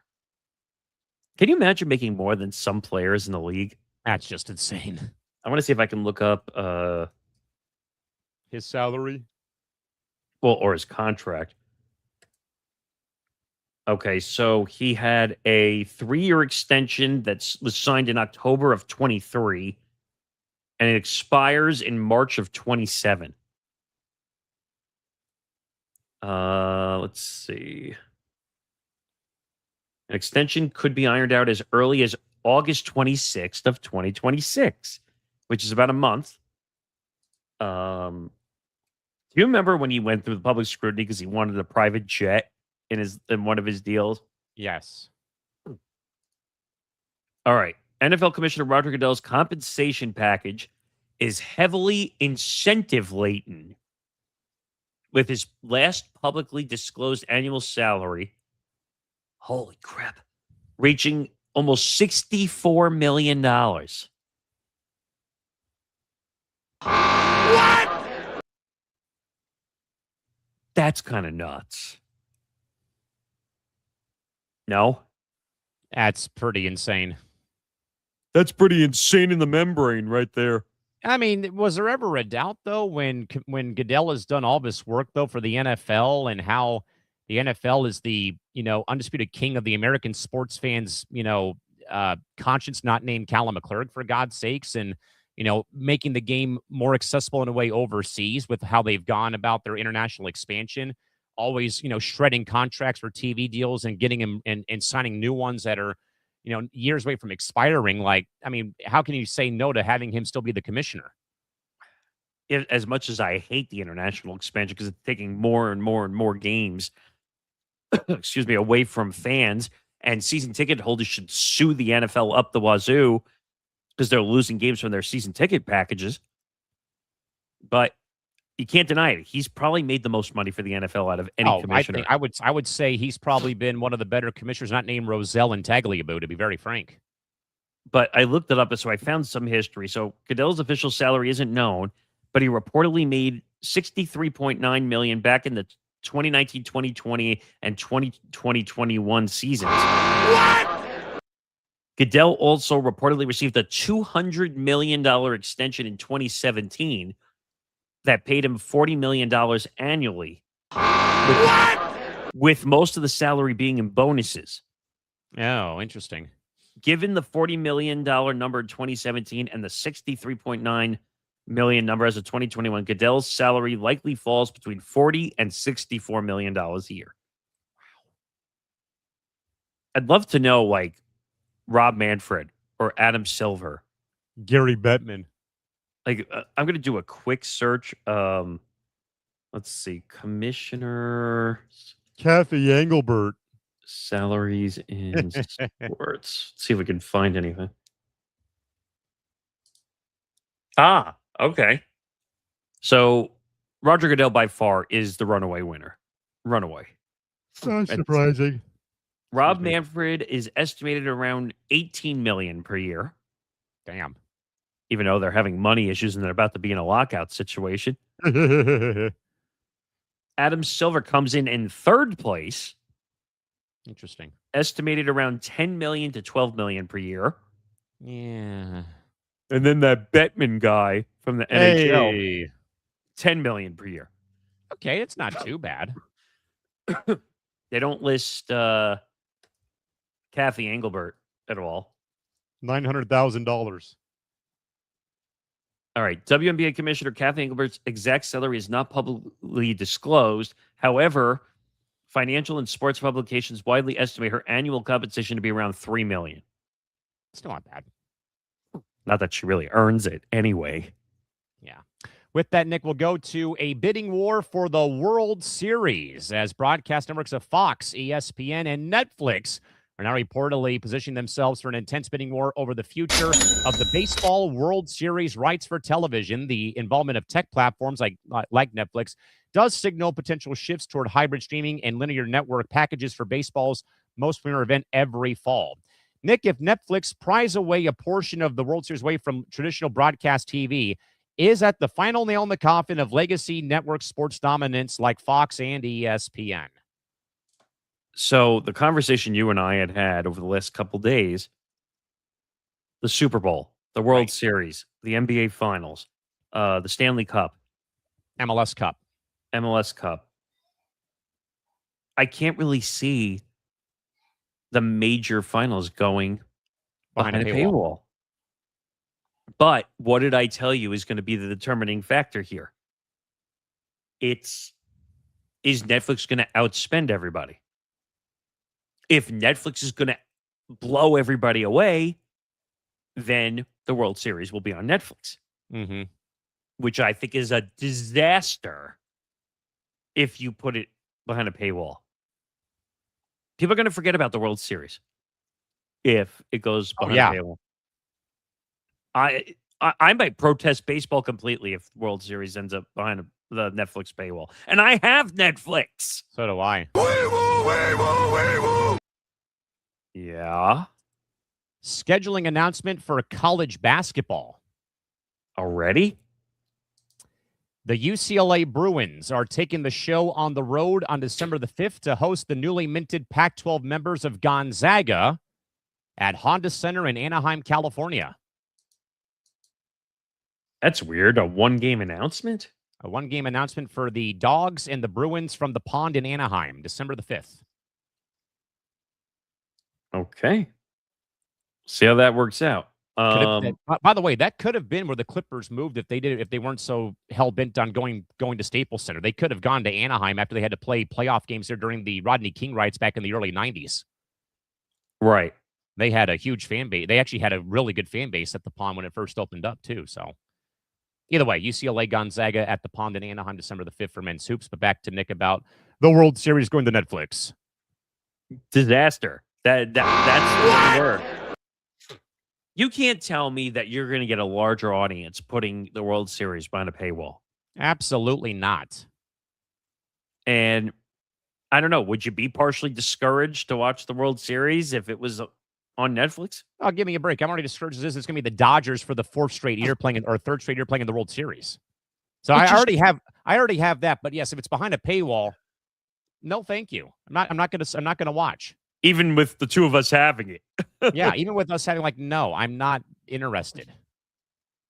And it makes it harder. Like we have, I don't know if our guys at Hitting for the Cycle all have Netflix. I'm sure they do, but it makes it harder to do the job to cover the World Series. Excuse me? With the trade deadline, Nick, still coming up on August the 3rd, despite the Padres having had Mason Miller in numerous ongoing trade discussions, a new name has now surfaced. Your boy Wandy Peralta is now in trade talks. Where is he now? San Diego. Padre bullpen.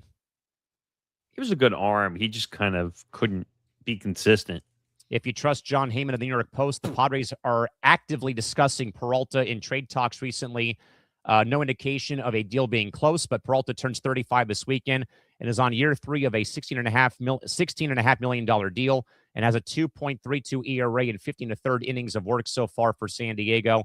It is right now is getting about $4.45 million in salary. As of the writing of the article, there's about $1.579 million left of that to be paid out and holds another identically priced contract option on the player side next season as well. And of course, I think that comes in wake, though, of the ongoing, rumblings of the Mason Miller trade, maybe elsewhere. And also, it should be noted, though, again, as I said earlier, there's surely a financial element being considered here as well, with the Padres sale not being finalized till after the All-Star break, that they still might be operating, sadly, underneath the constraints right now of the current ownership led by John Seidler and the current ownership group.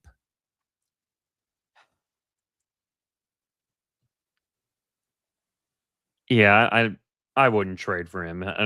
It's not worth it. I mean, if anything, it might be like a salary dump just to clear out some money. Probably, but long story short, I think I heard ESPN is interested. Like for some reason, ESPN went from a couple years of not spending money. Now they're spending money like drunken sailors. Can you imagine the World Series, the NBA Finals, Stanley Cup Finals? That's crazy. The Super Bowl, finally. The Super Bowl. You want to talk about who was it the last time around? Oh, it was NBC that had everything? Imagine if ESPN had that. The ratings would be monstrous. I mean, too bad they laid off Carl Ravage. You could have called the World Series for them. Yeah, well, sucks to suck. Since we're talking about commissioners, Let's talk about Don Garber and his possible successors. So, Major League Soccer's Board of Governors has officially initiated an executive search firm to identify potential candidates to succeed longtime Commissioner Don Garber. The transition search signals the upcoming end of Garber's landmark era, during which he guided the league through massive expansion, stadium construction, and the Apple TV partnership. Replicating Don Garber's success in growing MLS from a struggling league into a 30-team commercial property is a huge task. What kind of executive background should MLS prioritize for its next era for new commissioner? So the Board of Governors, Nick, has two names in place right now. Current LAFC co-owner Larry Berg and former Fox executive David Nathanson. I heard one more. A Niners front office or a Niners co-owner was in on that list too. Parag Marife initially was on the short list, but withdrew being a candidate in the last 24 hours. Oh, so he's not on the list anymore. Okay. So it's just those two. For those wondering, by the way, Larry Berg has co-owned LAFC since 2018 and is the former managing owner of the franchise. He is active on the MLS's Board of Governors and co-chairs the league's Sporting and Competition Committee, overseeing roster rules and competition formats, including the switch to a winter calendar next year. Berg is seen as the front runner due to his deep MLS experience and also governance role within Major League Soccer. Former Fox Sports executive David Nathanson is also a USA Soccer Foundation board member, a co-owner of the Seattle Sounders, and a founding investor of the NWSL side's Angel City FC. His media experience and sports business endeavors is being viewed as valuable for navigating the upcoming Apple TV deal running out in 3 years' time. They are set to vote sometime in early August after a board meeting around the All-Star Weekend in Charlotte coming up July 29th from Bank of America Stadium in Charlotte, North Carolina. Whoever is the next commissioner has to get out of the Apple deal. However they do it, they gotta get out of this dumb Apple deal and find a real distribution partner. Whether it's Fox, whether it's ESPN, the Apple deal was a complete failure. By the way, Nick, real quick, the search is being led by Korn Ferry, with co-chaired by LAFC managing owner Bennett Rosenthal and current Columbus Crew owner Jimmy Haslam, who also owns Nashville SC of MLS.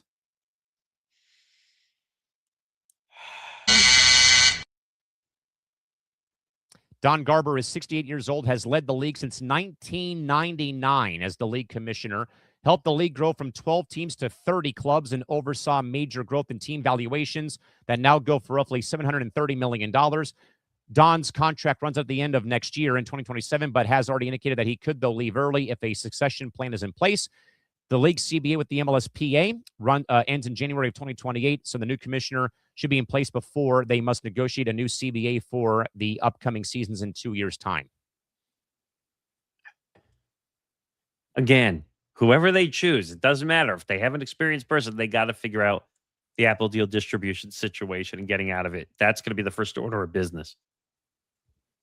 I mean, Don Garber's been amazing. I mean, I know people give this league and this sport so much flack and shit. But again, though, Nick, at one point, this was a 12-team league that grew and went all the way back to 12 and down, and then down to 10 teams, and almost folded operation.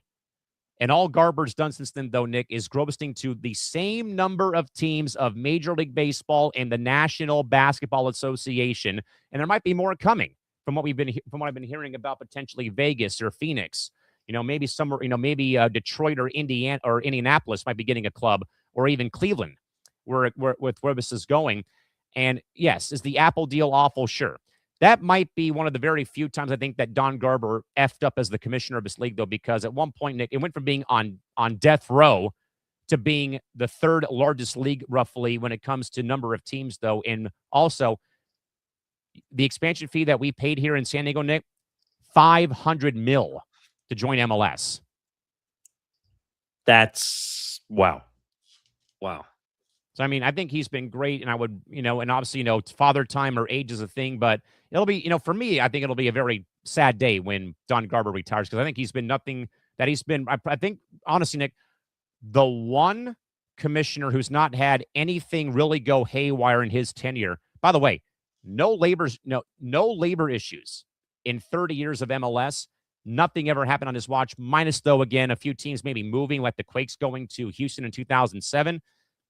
He oversaw David Beckham's arrival, the Galaxy's other, 6 championships, Lionel Messi coming to MLS, and all these other international guys that I profiled on Benchmarks on Sunday. I don't really see too many negatives except for a bad TV deal with Apple. But I do think it hurt the growth.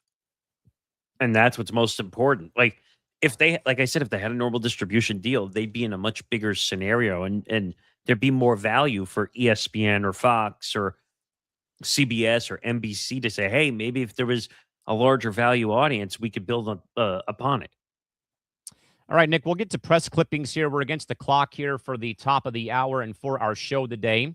We'll first, Nick, start off, though, with some issues at MSG again, as tech publication Wired has initiated legal action against the Madison Square Garden Entertainment Group following a major data breach involving venue ticketing and security databases, highlighting mounting venue cybersecurity attacks and data privacy concerns, including how celebrities and fans were also targeted about being low-risk or high-risk threats to the arena.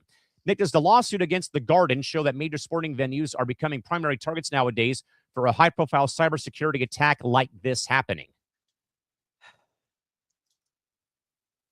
I don't know. I mean, there was a data breach. At the same time, I just think that it didn't really, well, or if you really want to blame James Dolan, because what else is new? The breach is bad. There was, I think, 20 to 25 million in data breach, and eventually that's what led to the problem. But of course, James Dolan and MSG are going to be blamed because it was done under their watch. Yep. You made a good point about this with going to what's it called? Going to the Clippers arena. Intuit Dome, yes. Going to Intuit Dome, that you don't give the info because, right? You said because you don't want them taking the information, right? So let me pull that up. So you have 2 ways to enter Intuit Dome in Inglewood. You can do the facial recognition, or you can have your ticket on your phone via what they call the Intuit Dome Identity Pass. And by the way, Nick, that is that's their callback to San Diego with the nautical flag spelling out LAC. But you have 2 ways to enter, though. You can use your phone to link your debit card for concessions, for merch, because everything because everything at the Dome is walk in and walk out. That's how it works at Intuit Dome. And and they have 2 lines. You can either go, Nick, through the facial recognition technology side, or go in via the non-one. And me and my friend opted out of that because it's like, we don't care. It's whatever. But with the Garden, though, Nick, and I know, though, that mainly with the Garden, it was done because Dolan wanted to kick people out that, would criticize him for how he ran the franchises, being both the Knicks and the Rangers. Right. Technology is obviously getting better. We know that. Look at all the AI technology. Look at all the car technology. Everything we're seeing get better. But it still runs the risk for more scams and people getting scammed out of their private information, whether it's their credit card number, their ethnicity, age, social security number, which if you get scammed on your social security number, you're fucked. Big time. So, technology is great, but it's leading to more scams. Nick, in your neck of the woods, a Long Island publication, Newsday, has offered voluntary buyouts and announced strict budget reductions across its sports reporting department, pointing to ongoing economic pressure facing regional newspaper, print operations, and traditional local beat reporting. Nick, as another major publication regionally cuts back sports coverage, where do local fans now go for their dedicated beat reporting about their teams? I think we started to discuss this briefly, that unfortunately, it's becoming a lot harder. Everything is becoming national now for sports coverage. Look at all the RSN models, which you and I have had a massive conversation about. Oh. And the fact that the Rangers and Ducks both left Victory Plus too within the last week or two. By the way, did you know it was owned by Patrick Dolan, his brother? Really? I did not know that. So they announced the buyout program, all hands newsroom meeting on Wednesday, with plans to heavily cut back on travel for its pro sports teams.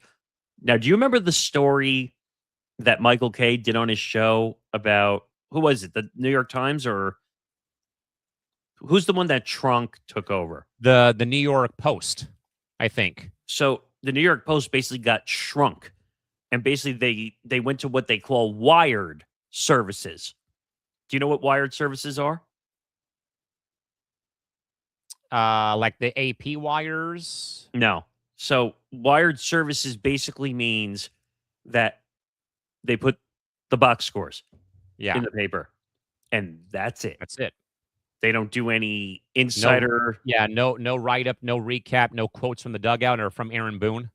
Yeah, it's that's why they call it wired services, or wire services, I should say. Because literally you can get an AI service essentially now, which could be wrong, because which hockey team was the one that completely effed it up on Twitter that we talked about? The Guppy Puppies. The Sharks, and mainly that was KNBR who did that more than the Sharks. But that was bad. Yeah. I mean, they got fried. But so it says quickly, while other sections of the newspaper were exempt from the buyout. So, it's only the sports. We're going to cut the sports, but everyone else is okay. So it says several editors and reporters in the sports section are among those eligible for the buyouts that require employees to be 60 or older and have worked at Newsday for 20 or more years. Jeez. Those eligible employees have until July 29th to decide to take it. I mean, if you're over 60 at this point, you might as well just take the buyout, right? I mean, money. Newsday's traveling sports beats currently include Knicks, Mets, Yankees, Jets, Giants, Rangers, and Islanders. Sheesh. While plans haven't been finalized, Newsday is expected to eliminate travel on multiple beats altogether. That's so bad. Although, so you're not going to send any writers on to cover away games now, it sounds like. Although all beats are likely to have smaller budgets. The buyouts, you're going to laugh at this. The buyouts equate to less than 10% of employees, and only in certain areas. Give me a break. This is just, and if you remember, Newsday just created that digital platform like Newsday TV and all that. I see jobs listed for all the time. So you're hiring for that, but you're laying off all these writers who've been loyal soldiers for 20 years. Nick, both the NBA and the W have inked a new expanded multi-year agreement with TikTok to deliver exclusive behind-the-scenes content, player highlights, and also live game broadcast directly to younger demographics on the scrolling video, vertical video platform. Nick is prioritizing a platform like TikTok, essential for a league like basketball, trying to keep Gen Z engaged with full-length sporting broadcasts. I don't know, man. I think it would feel weird to watch a game with your screen vertical and not horizontal. This whole, we're talking about the TikTok thing, right? Yeah. Right. So I think you and I rolled our heads in confusion when we saw the NBA make a deal with TikTok. But I would, and I don't know if you agree with me, but I would say TikTok is the most video watched platform over Twitter, over Instagram. So it actually makes sense for NBA because you could put highlights big time in that distribution. Imagine doing a top 10 dunks, or I'm trying to think of things that the NBA prioritizes on its top 10 videos. plays of the night. That too, or maybe a broadcaster call of the night or something. Just it makes sense. Do I agree with it fully? No. But think about the Gen Z audience, because that's where everybody is heading. So in essence, the deal makes sense. And Nick, finally, we talked about this on Cranium on Tuesday and on the Lounge on Sunday. Adam Silver made light of free agency holdups, publicly stating that the league front office is holding off on releasing the official NBA schedule until LeBron makes up his mind about his next team to maximize national TV scheduling. Nick, even if the commissioner's office is half joking, doesn't this highlight just how much one single player free agency move dictates national TV scheduling for the NBA? This is ridiculous. It's ridiculous. Adam Silver should call the bluff of LeBron and say, look, you have one more day to figure this out, and if you don't, I'm dropping my schedule, and then you're out of luck. And Nick D got mad at me on the lounge, or not mad, but he say, oh, well, who were the two players I mentioned? Wemby and SGA. They do have more value than LeBron James right now. What value does LeBron bring? All right, his name. That's one thing. I got that. But what is the incentive for LeBron to keep playing? He's the all-time leader in points. He has 4 championships. He's not going to catch Michael Jordan, so we can throw that one out the window. If he was going after Michael Jordan's record, then yes, his value would be more than everybody else. But the NBA is full of stars. Now, I gave you the whole list last night on Cranium. We're totally disrespecting the Knicks right now by putting this all on. Look, even me, who everyone called me a Knicks hater, I'm saying you're disrespecting the Knicks title by making this all about LeBron. What about the 76ers who have Jaylen Brown? What about there's so many teams. Look, what about Nikola Jokic, who gets no attention whatsoever? This guy is one of the better players in the NBA for the last decade. Isn't it funny, though, Nick, too, about how Jokic won a title 3 years ago and no one seems to remember it? And I think that's an insult. I do. What has LeBron accomplished in the last 3 to 4? When's the last time LeBron won a title? 2020, the bubble. 6 years ago.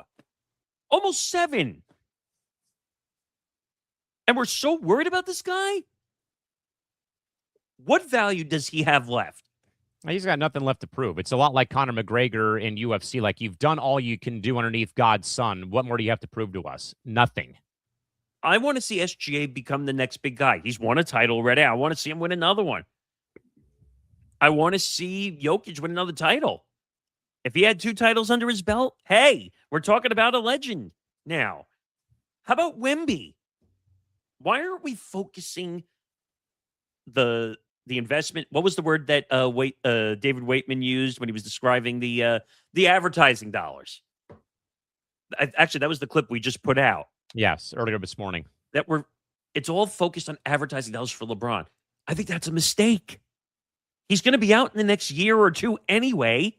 What? Let's focus on Wemby and SGA and Luka and start thinking about the future right here and now, not wait till next year or the year after. Because it's almost like the NBA is on the deathbed of LeBron. I mean, they're turning into dinosaurs with how they're acting. So just release the schedule. Yeah, I mean, call it a day as is. Well, with that in mind, though, folks, we're way past our top of the hour here. We are going to be back with you folks as always. We're back again next Wednesday in our usual time slot for more around Press Row and around the rest of the sports, business, and media world. Mr. Morgasen, any closing thoughts for the day as we come to the closing bell? Well, before we close the show, looking for that plus money edge, Connor Rowland and Nate Miller have you covered on unnecessary wagers every Friday at 5 p.m. Eastern, 2 p.m. Pacific. They break down the tactical ripple effects of the league's biggest matchups, from the underdog effect in the NBA playoffs to the emerging powerhouses on the MLB diamond. We look past the box scores to find hidden value, whether it's the math behind a 4-leg stabilizer or the chaos of a 6-leg lottery ticket. We find the trends you need to know. Gamble informed with unnecessary wagers, only on the Empty the Bench network. Make sure you subscribe to our YouTube channel, youtube.com/ETB network, to find out more. Now, I did forget I did say I was going to tease something. Here we go. Beforehand. So, speaking of gambling content, did I make the announcement about the Forever Power 5 yet either on this show? No, but you did on Monday. So I did say we have a new guy from your neck of the woods who you know. James Myers is going to be our new co-host of Forever Power 5 with Zambando. That will air Wednesdays, 7:30 p.m. Eastern to 8:30 p.m. Eastern. Well, James does another show And I want to make sure I get the guy's name because actually he's in our Slack channel. So his name is David Rajano. And the two of them are going to do a show called Winners Get Money. It's a great name, by the way. They were already doing it. And I said, well, why don't you just bring it here? We'll help grow it. And the plan going forward, excuse me, is they're going to do it during the second, what's the word I'm looking for? Second zone. Second window. Thank you. Second window of the NFL Sunday for the 4 p.m. Eastern time window. They'll probably go live 3:40, 3:45 p.m. Eastern. And then they're actually going to stay around. And the slot is built for, doesn't mean it has to go this long, but it's going to be slotted from like 3:45 to 6 Eastern. And if the window is going crazy, they're going to stick around and they're going to watch the games. They're going to react. They'll even do some live betting type things, like for the halves or for props that are live. So we're going to have some fun and really have some live stuff. And the other thing quickly, Forever Power 5 is getting an extension too. Yes. So Nick DiMartino is going to do Forever Power 5 after hours on Saturday. So think about this. You're going to have a pre-show on Saturday with Trevor for Gridiron Gridlock, which is going to carry you into the noon Eastern time games. Nick DiMartino is going to have you Saturday night, depending on when the games end, to do a post-day recap for college football. And then Sunday, we're going to have you for Gridiron, Zanzinger Part 2, Gridiron Gurus, and then Winners. Noteworthy is going to become part of Zanzinger Part 2. It's going to be a longer show. And then you'll have Winners Get Money taking you through the second window, which then leads to the ETB Lounge at night. So full schedule heading into the NFL season. So anything else you want to add? I think that's everything. Make sure you follow the show at Press Row ETB across all social media platforms, Twitter, Instagram, and hopefully TikTok by next month. Stop banning our shit, TikTok. Well, that's more the ETB Lounge. That's a whole funny story we have to tell, I think, on Content Dungeon one day. But make sure you follow the Empty Bench Network at ETB Network across all social media platforms, Twitter, Instagram, TikTok. Make sure you subscribe to our YouTube channel, youtube.com/ETB Network. Like, comment, subscribe, hit the notification bell. Do your part to help us grow our watch hours. We've had an insane last 3 to 4 days in watch hours. So we are about 300 hours away from 3,000 watch hours. Who would have thought, right? So make sure you stay tuned in. Make sure you catch everything we're doing. Oh, and one last thing. Tough Enough episodes 6 and 7 combined coming up when we're off the air here at 6 p.m. Eastern, 3 p.m. Pacific. Don't miss it. Tom Albano, Zambando, because we had a little scheduling mishap last week. So a dual action recap. And a lot of chaos. It's twice the fun. So don't miss it. But until then, pop up one more time. The next episode we're going to be, that'll be July 29th, the last one of July. Holy crap. We are heading back into football season. Jesus.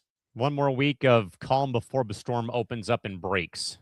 Well, and then the calm before the storm of you getting back into work schedule, too. I am back to work in 2 weeks from today. Crazy, right? So, how many things are you back into at that point? College athletics first, then hockey comes in October. How many sports is it technically? I lost count. What do you have? Volleyball? At least 8. What, volleyball, swimming?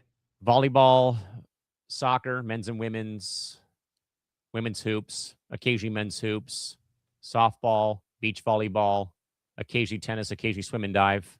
Damn. I'm all over the place. It's a smorgasbord of PA announcing. A wide variety.